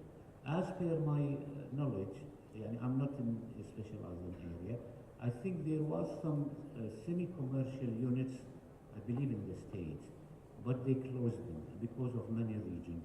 Despite the fact it might be economic, as I said, there is no hydrogen, there is no CO2 emission, there is no temperature, enzymes are available, and some of enzymes are excellent. A lot of adequate information were secured from the biological cycle point of view to those type of biocatalysts. However, it's not. Now, when you talk with Mike, in our case and many cases when I attend meetings, when you come to biocatalysis, it's not really recommended, especially when you talk to refinery people. Refinery people, they want something is being used, commercialized, and has a good impact in processing crude oil. Now, there is some attempt to treat the crude before you remove sulfur, but it's only bench scale. We did a lot of metal experiment. Some of our group worked in that, and we try to identify different type of enzymes. However, as I said, it's need a tremendous effort, and based on the information available, you need a breakthrough. And in this technology might not at this stage. However, we are always optimistic, and science advancement always helping the human and also the tribe today. So to make it in a conclusive matter, it's not been succeeded. Thank you very much. I have a second question for Professor Mohammed Khairi. Can amine process can be declared as old school for CO2 capture, and can we move to the membrane technology, which are less energy intensive and offer the 5-year life cycle? Yeah, of course. I think I didn't show what are the technology available, but why I emphasized on the absorption because it's our area of work. Absorption now is if we come to the industrial application is the highest, is the most used, especially in oil and gas. Membrane, of course, is coming, and it can be technology for the removal of CO2. But in our work, as I mentioned, we want to convert directly CO2 in the captured state, which needs to react the CO2 with the solvent from the carbonate for our using electrochemical process, we think when it is combined with the renewable energy, will be in a good position in terms of energy cost compared to membranes, because although membrane has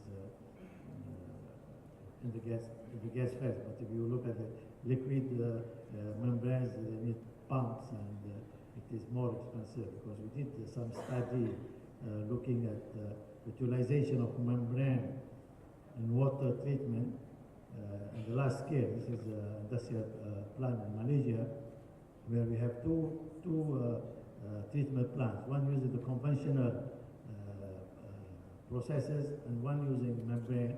And we can see that with the membrane, it is much higher cost compared to the conventional, because conventional does very little pumping systems, but the membrane needs the pumps. But of course, if you combine the membrane also with low energy, it can be advantageous. So I can say if you want to tackle a problem, you cannot one solution. similar. You want to remove CO2, you cannot. There's not only one technology can be is the idea. It's every technology it has its advantages and disadvantages. So it depends on the situation. We have to make the choice based on some criteria here. Hello? We have a fountain of questions, so quickly, very quickly, so that This question, if you permit me, this question is from Martin Tangi, sir. And how you select the bacteria for process for your biobutanol, and is this anaerobic or aerobic digestion? Thank you. So it's not anaerobic digestion, it's a totally different process. This is a biological fermentation, the same way as any other yeast ferments or any other bacteria can ferment. So it's very important to make that distinction. They're not the same thing. So it's a biological fermentation. We use a species called Clostridium. They have within their, the same way as we eat food and we have end products, their food is different carbon sources. Their end products are these chemicals. It's specific to that genus, and they make them, and they're the ones we use. Aware I've been talking a lot, but there's other questions, so I can speak to you afterwards if you have further questions. Yes, my question is to Professor Mohammed, I believe.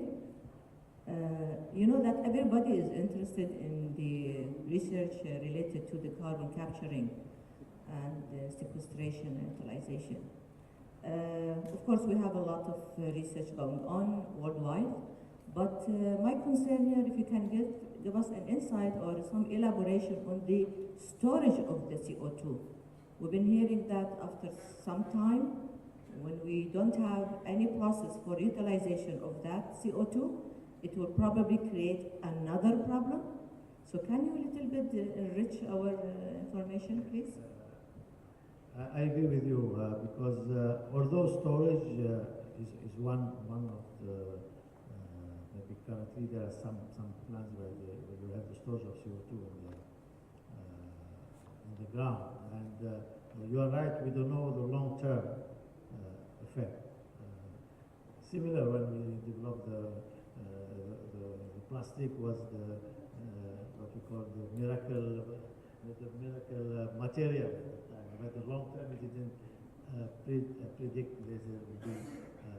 the issue of the plastic pollution.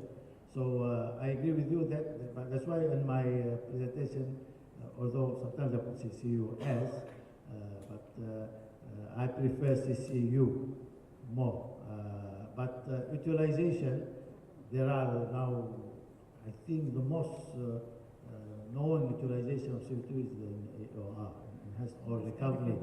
Yes, but that one, you need it because you need to extract more oil, etc. It is good, but it is not something that can be implemented everywhere or any location. So we need to develop technologies that can integrate the capture with utilization and transforming CO2 to. And these are only still in early stage. But as I mentioned, by working on this, innovation will come and technology will evolve, and hopefully we will have in the next maybe 2 decades a new breakthrough where we will see processes that can be implemented, especially in CO2 capture from the atmosphere. It is very important to emphasize on that because we are at 400 ppm and increasing, and even if you replace all the oil with renewable, if the forest fire become more frequent, we still have CO2 coming from there, and we have to reduce it at least to the level. Not maybe it's very difficult to level before the industrialization, but at least near that, because as I mentioned, thousands of years never exceeded 300 ppm. So only exceeded the last from 1950 to now it is for more than 400. Thank you. Yes, yes. No. Just to add something, maybe I think nature-based, nature sync is something which is really important, and what is being said about deforestation, etc. So I think that's one. You know, the agricultural revolution is also part of the CO2 increase, not just the industrial revolution. On the utilization, I personally believe that synthetic fuels and methanol in particular is one big thing. And then finally, I think that as Professor Tongley mentioned, regulations is critically important to enable sequestration. And we know that we have trillions of tons of CO2 that can be sequestrated, yeah, at very low cost in some parts of the world, reasonably well distributed. So I think between sequestration, sink, and nature-based, we have all tools to actually manage this issue. I think, unfortunately, you answered my question. I was about to ask about vaporization, and I think we are, in my humble experience, we have experience utilizing the CO2 for enhanced oil recovery, being in Saudi Aramco, and we were thinking if there is any more applications, but as you mentioned, I think it may be too early to find application, promising application for this one. But away from the application, is there anything maybe we can have another products, it will be like for commercialization, instead of just, using calcium carbonate as a product from CO2 is one important product. There's some study looking at what they call rock paper. Rock paper is basically from produced paper from calcium carbonate and some plastic material. So that you can combine two wastes, basically, is you produce CO2 calcium carbonate, then you combine it with the waste plastic, and you can prepare paper. So there are ideas, but not yet to be implemented at a large scale, at least one. So, but I think research investment should be put there.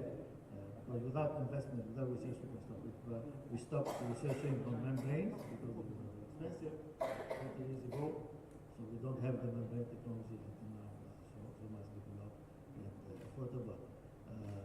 That's what I tell my students, so especially young researchers, sometimes they get discouraged by it's very expensive, but now it's expensive, but what happen after 30 years or 40 years? We need not to stop research. This is important. Even if it's not until now, it might be implemented next year, as long as it can help achieve what we want to do. So, thank you.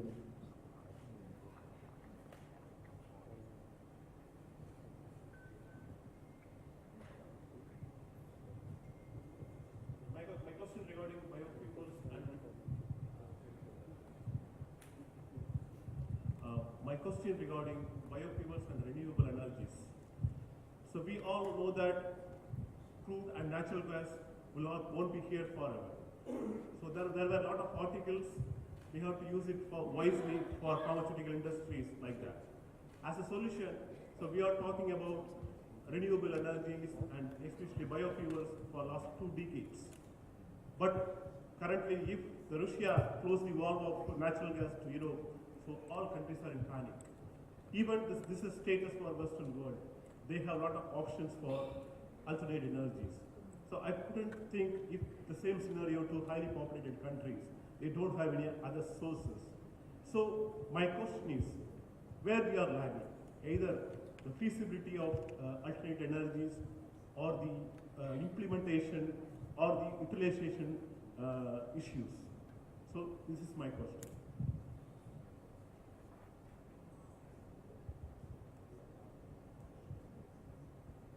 Thank you very much. Maybe this is not quite related to my presentation today. However, my presentation yesterday at 4 o'clock, it was about future refinery. Thank you for your question. In a very sharp reply, fossil fuel, which include the worst one, which is the charcoal, crude, natural gas, which is the best one, and then compensate. They're going to continue. Yani, many years back, they said this might not be continuing. It looks like it will continue because of the population, demand, and energy. At the same time, a lot of substantial effort were made, and it's continuous to do some other renewable, other non-conventional source of energy. This depends, of course, on the nature of the country. Yani if the country has enough sun, like in the Gulf countries, for example, Mexico, other places, then might be working solar. So partially you can compensate for the 100% of fossil fuel.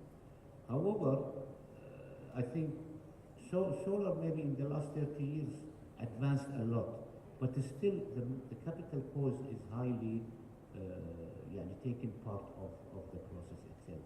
Now when we come to other alternatives, there is other things. There is wind, there is geothermal, there is waste, there is from woods, cellulose, whatever. Every country has their own. Now when we come to biofuel, of course biofuel also became a rich research area, and they're trying now to use biofuel and jet fuel, 5%, 10%.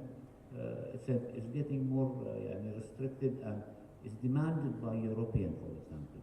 However, biofuel is also needs a lot of efforts. Imagine people work in corn, using corn as source of energy, soybean, palm.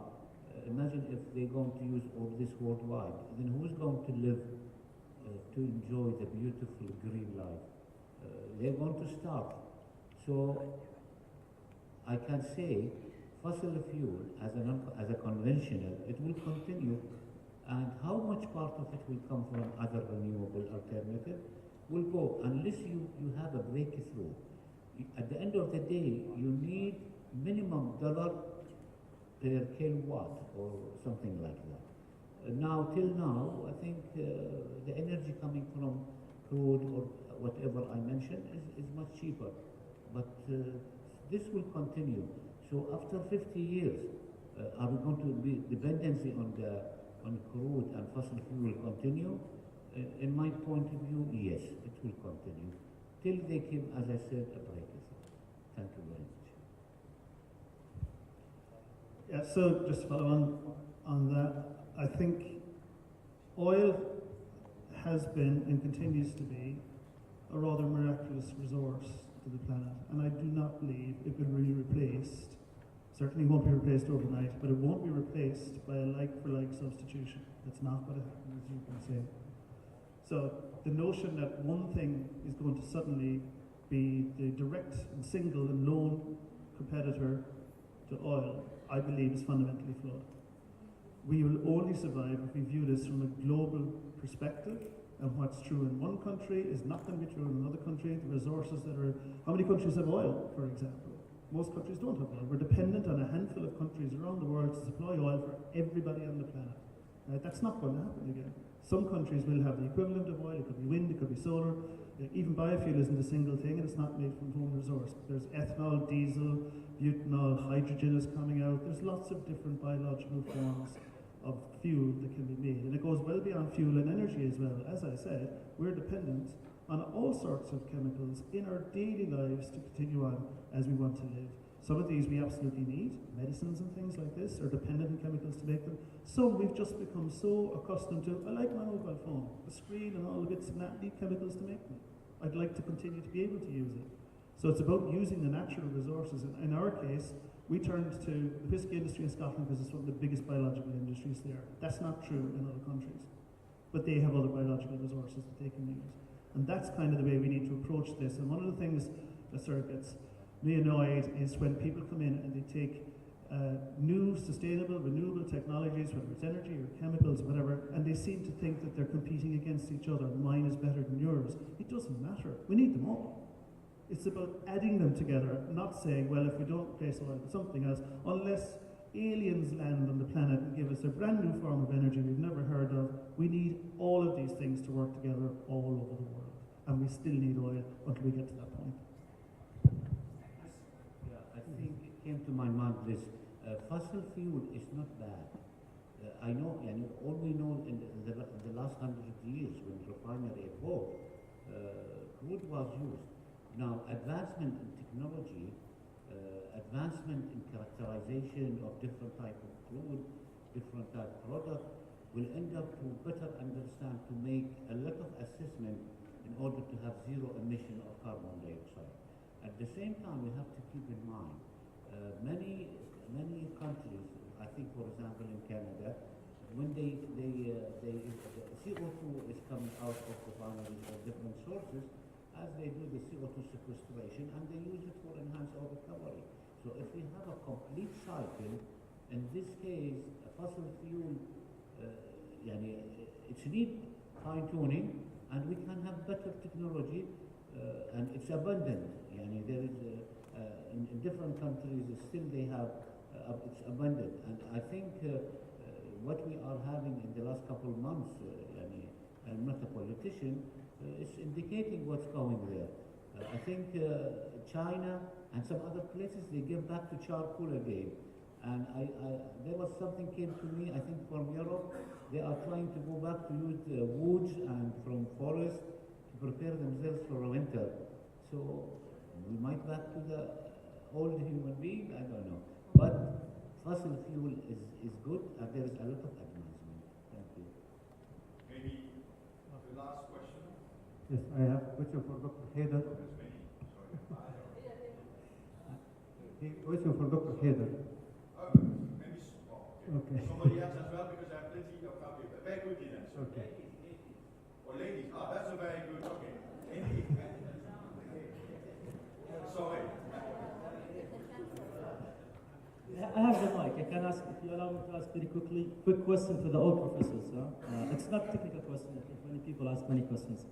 I wanted to just ask all of you, especially with the advancement in technology and huge investment in research and academia.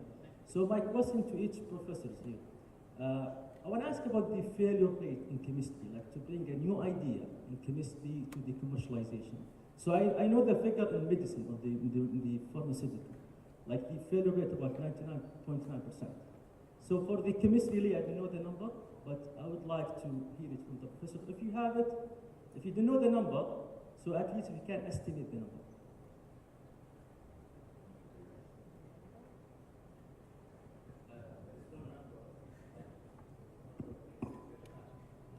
All I know is that very often the ideas don't fail. It's the commercialization of them that does. And they call it a valley of death, where the easiest money you're going to get is the research funding. The most difficult money you'll get is the money that we had to get to build your first demonstration facility, because it doesn't earn enough profit, and everybody wants to invest in the one that does. So my joke is everybody wants to be first to be second. It's finding that first money. It's a huge amount of capital, very limited returns. That's usually the problem, not the science. Okay, sometimes scientific things don't work the way you want them to, but a lot of good ideas never make it to the market because they don't get the capital investment to do it. It's something like 90% of all SMEs are gone within 5 years. So yeah, it's the attrition rate. It's also a very hard thing to do. You know, for the people in this room who've done it, it's a really, really hard thing to do. It takes a lot of sleepless nights and pressure, and not everybody's up for it. So I'm told that there is, sorry, sir, I'm told that there is a lady, Madam, please.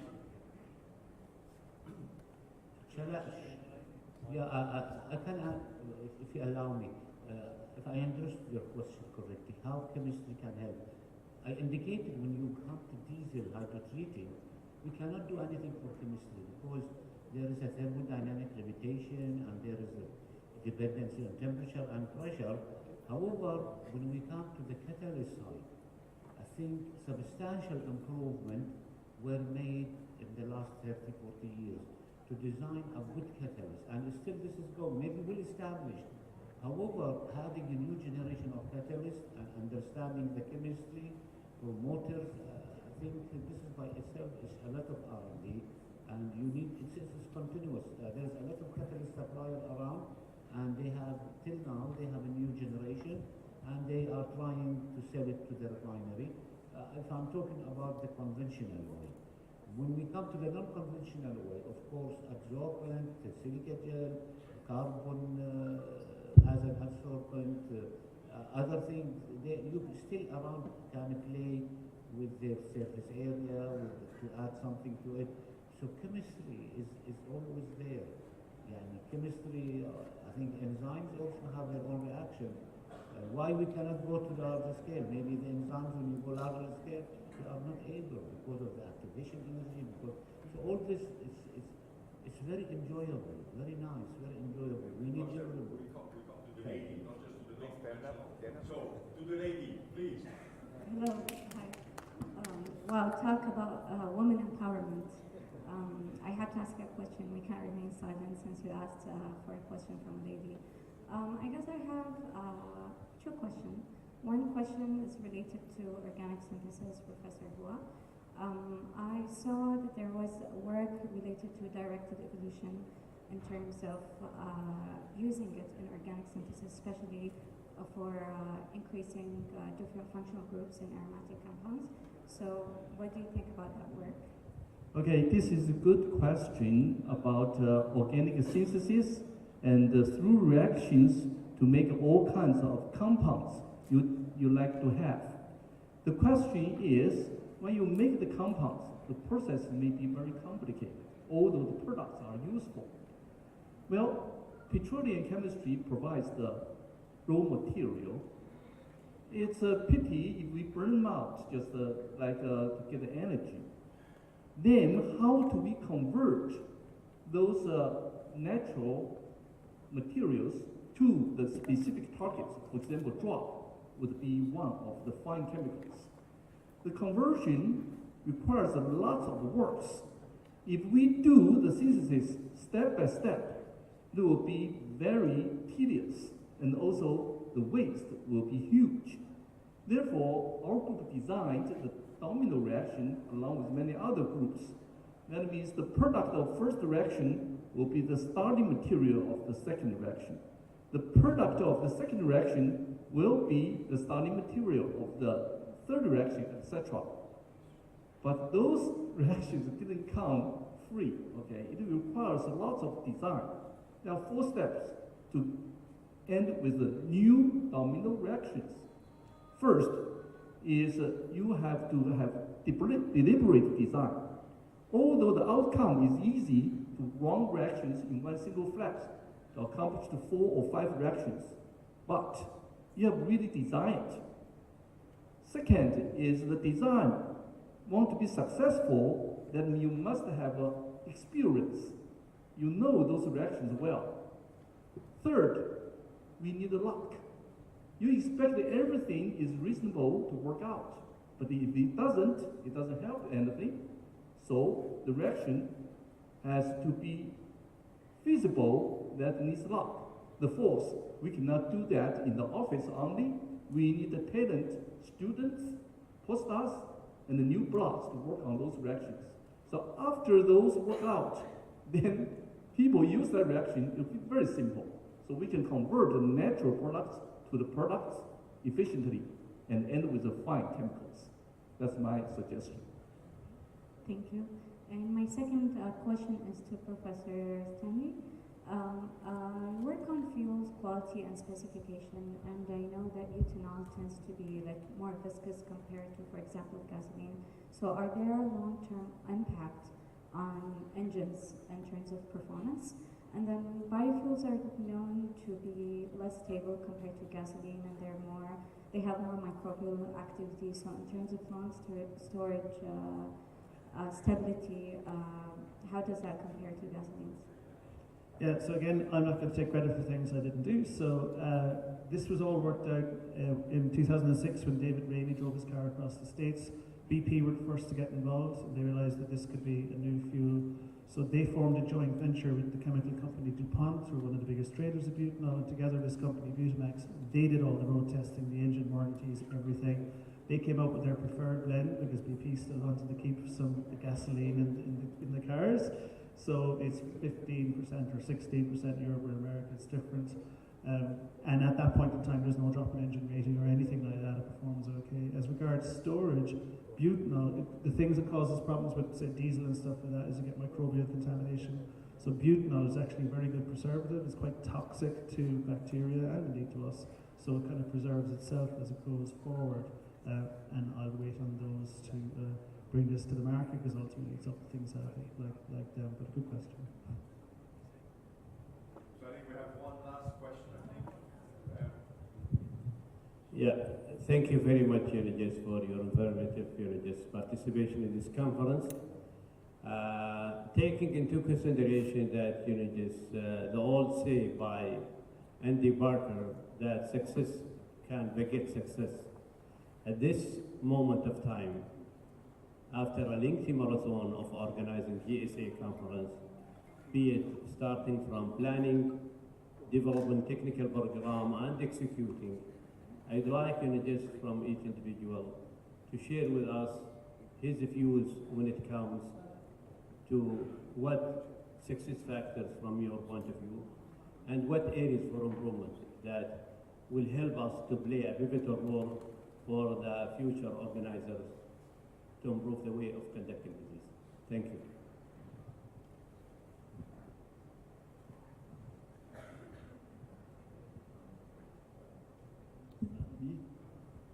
Okay. Around the world, we always face challenges, just like COVID-19. That's a virus. Back to 20 years ago, if you want to study or develop some drugs to antivirus, it would be difficult, even for synthetic chemists. I remember at that time, the pharmaceutical companies dumped the money. Say, if you can do it, we give you the money. The funding is important. So very few chemists can, for example, to work on a nucleoside drugs, which we use in these days. But the question is, the science technology improves time by time. And for example, about 10 years ago, Europe collected lots of money to support one project, which involves 12 countries, 24 teams from biologists, chemists, and entrepreneurs together. They wanted to have those teams to work as a pipeline to come with the compounds so that it can cure the viruses. So they list 9 viruses. They don't have solutions, okay? And I was fortunate to pick up as one of the team from Asia to work with those experts. But it's still very difficult. For example, they need a central kitchen to test those viruses. Otherwise, it's released by accident. That's what we are facing these days. So that's very difficult. If you want to get into the P4 lab to take a look at how they check the compounds, the activity, they said you are welcome to get in, but you have to inject the vaccine in advance. So those are very complicated, but there is no better solution. For example, people inject the vaccines, like we injected 3 or 4 times. And many of them are RNA vaccines. RNA vaccines are very dangerous, actually. Because RNA gets into our body, we don't know what the response later on, even though it's try and error. So many people actually lost their lives because they inject RNA. Some tennis player, some boxing player, they refuse to inject the vaccines.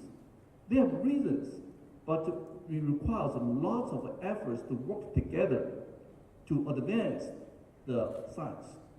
So fuel, petroleum, is the starting material, and that's very valuable, but we can make it even that better. So we need the pharmaceutical industry, fine chemical industry, and during those processes, we don't want to waste the energy. We don't want to make pollution. So we have to work together. All the people in this room, we work together from different aspects. Then human beings will face more challenges, and we may come with solutions, just like messenger RNA. Okay, that's my opinion. So maybe, if you allow me, the very last questions to Professor Lawati. I mean, it's a selfish question, Hamad and a few of my colleagues. I was very impressed by your, this additional use of a mobile phone. Usually I use a phone to call somebody, but you do many more things than that. We have a project which I thought I really would like to have your enlightenment about that. There is a lot of diesel smuggling in the region. Could you actually imagine your lab on a paper, putting a drop of a particular fuel within your boundaries and using a mobile phone and just telling me whether there is diesel in that fuel or not? I mean, is that something beyond the phenolics in honey and tea? I mean, would that be another application? Well, I think, yeah, it's possible. We need to think how to do it. But yes, the technique has lots of potential. And the key thing is just you need to think out of the box. It's not the normal way of thinking. Just forget about all the complicated instrumentations you have. So you need to think in a simple way. But I think, yes, it's possible. One of the things where we are thinking, okay, we're thinking of analyzing oils, but instead of using the borders as a wax, to make the substrate a wax material. So then that can catch the oil and then they make the surrounding water soluble so it will not disperse outside. So then it would be possible, for example, for sulfur or for some mercury, for example, determination and so on. We can possible to do that. This is thinking out of the wax box. Hamad, we need to go. Thank you very much. Thank you. Thanks.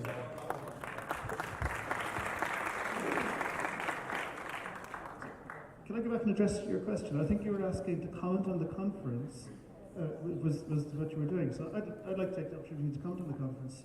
Firstly, thank you for allowing me to come here and enjoy hospitality and a wonderful meal again last night. That was fantastic. What did I experience here? What took me back were a number of things. One is that the research that was going on here seemed to be very well focused. Everybody knew why they were doing what they were doing. And it was looking at dealing with problems and addressing things, and I think that makes this very important. I'd also like to comment that I didn't see men and women here. I saw scientists. That's all I saw. And they were all contributing.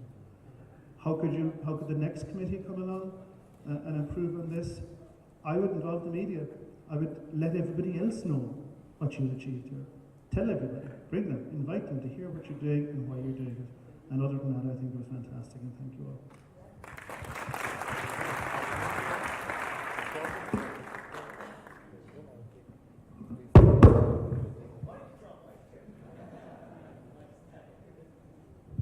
And still working for the presentation of the.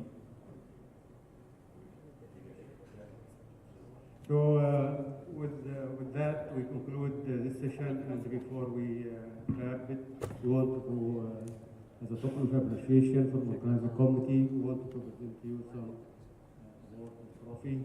So we would like to ask Mr. Yusuf Magloub to go to the stage, and Dr. Haidar Nasser to come to the stage.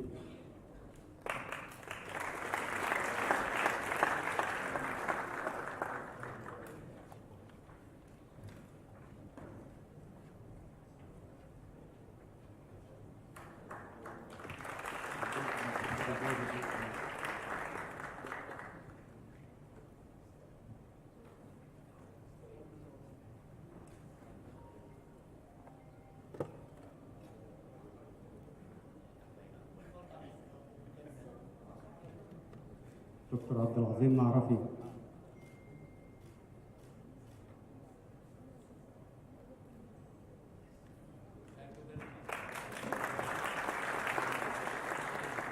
Next speaker, Dr. Thomas Blinton.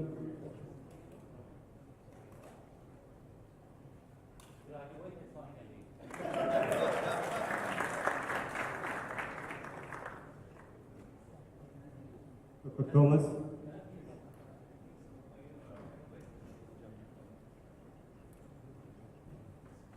Attention.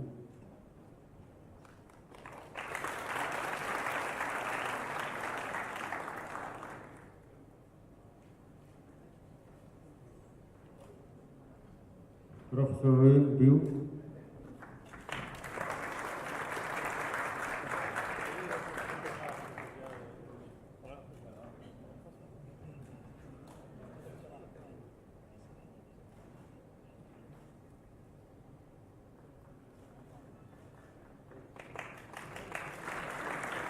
Professor Muhammad Khairuddin. During the past 4 decades, I have experienced a different conference. This group is the best one. Actually, really, from my heart. Thank you.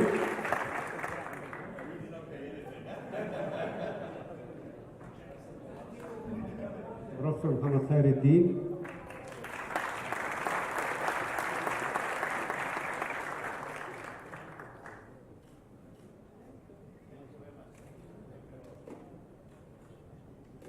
Professor Haider Lawati.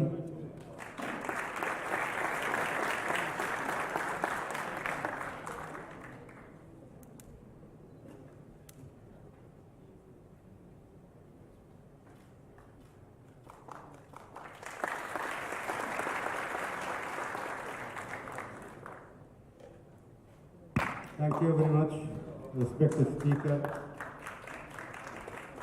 And now we are going to go for have a group picture. And before we conclude, I would just like to thank our moderator, our panelists. I think you enrich our program. We gain a lot, and it was very interesting. I enjoyed it myself, and I'm sure everybody enjoyed it. Thank you very much.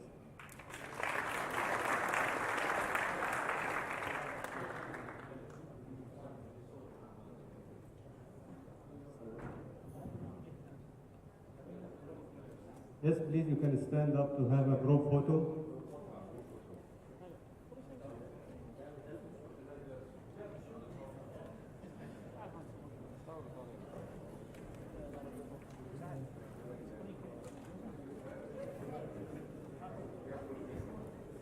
Please be seated. After the group photo, we will have closing remarks and raffle withdraw.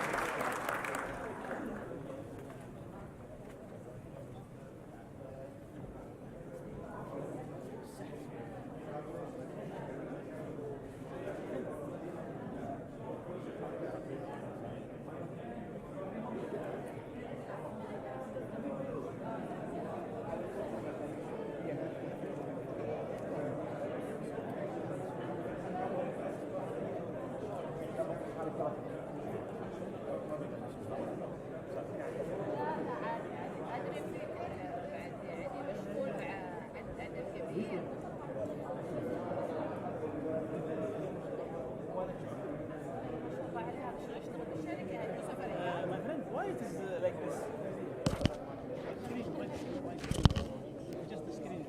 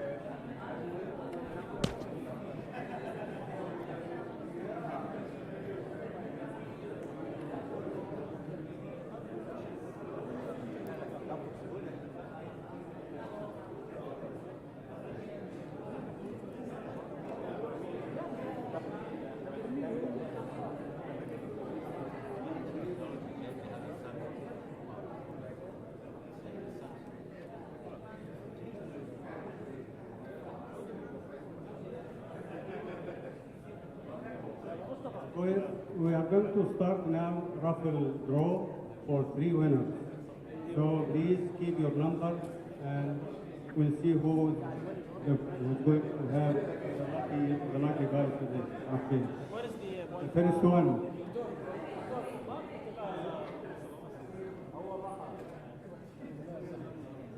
Okay.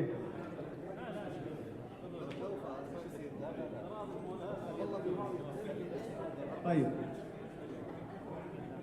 Before we go for raffle draw, we'll have closing remarks by Dr. Huda to conclude this conference.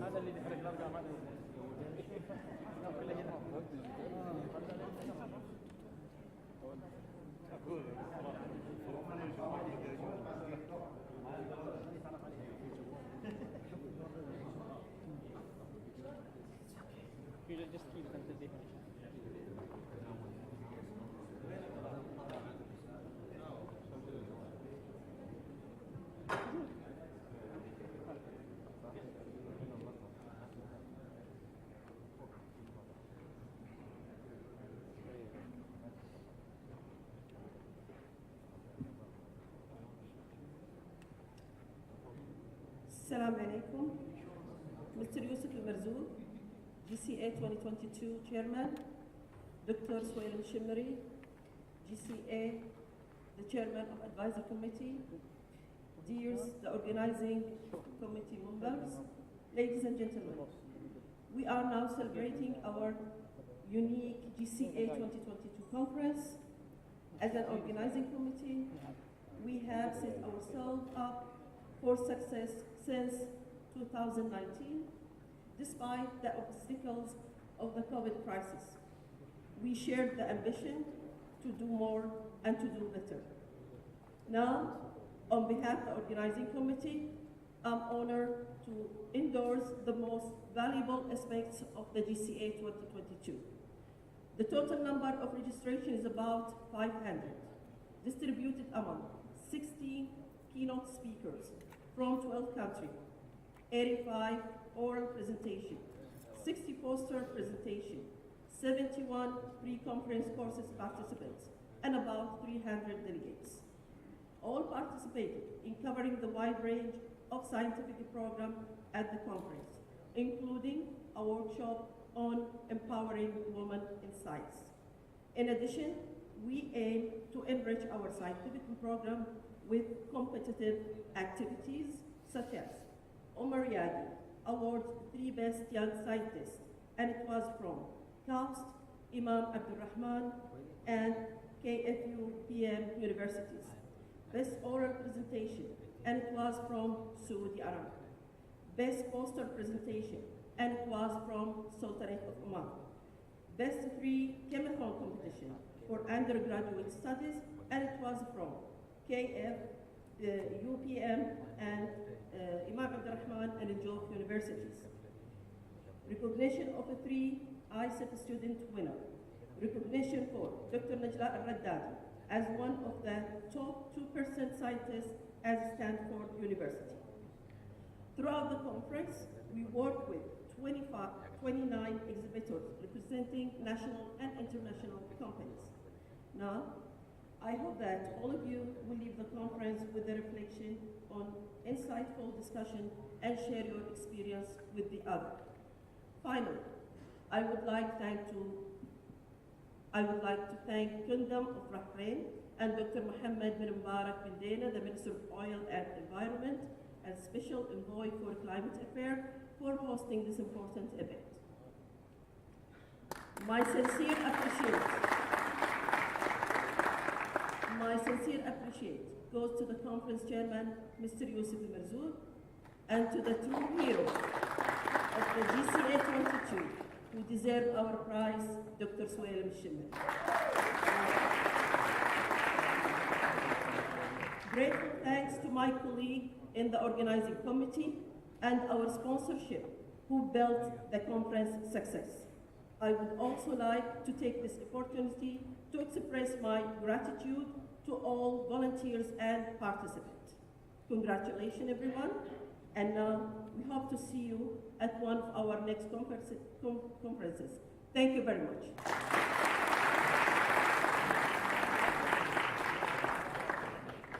Thank you, Dr. Huda. And now we will open the floor for 3 winners for Dr. Rahul. So please take your number. Let us see, the computer will select the first one.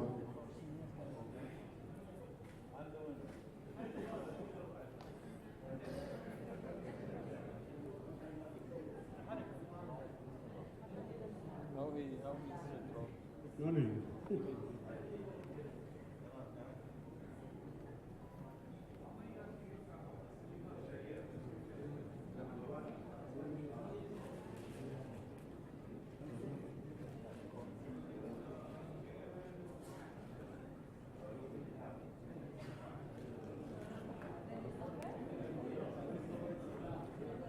Automatically by itself. Yeah. The winner is 470. Come to the stage. Congratulations.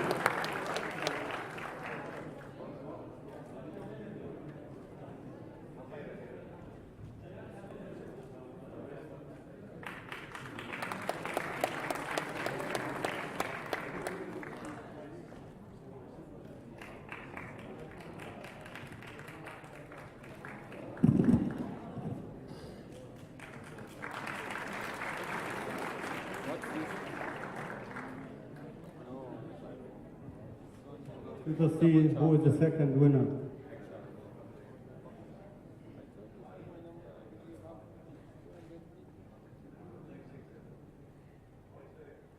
Eight, 4, 6.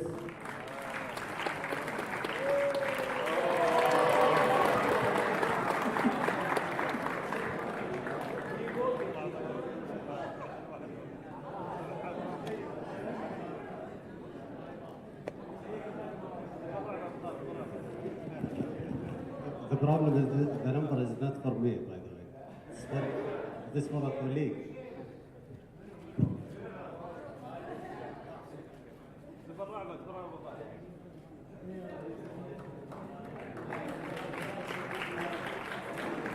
The last winner.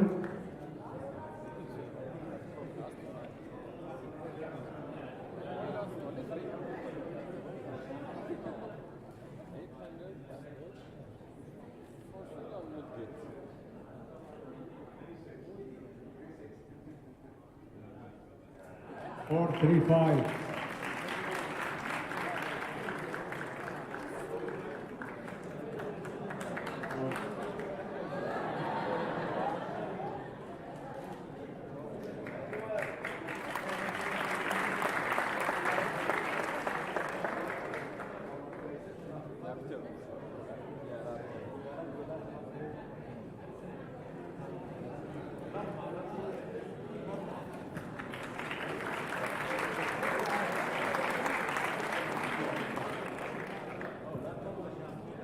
Thank you very much, and hoping to see you in another event soon.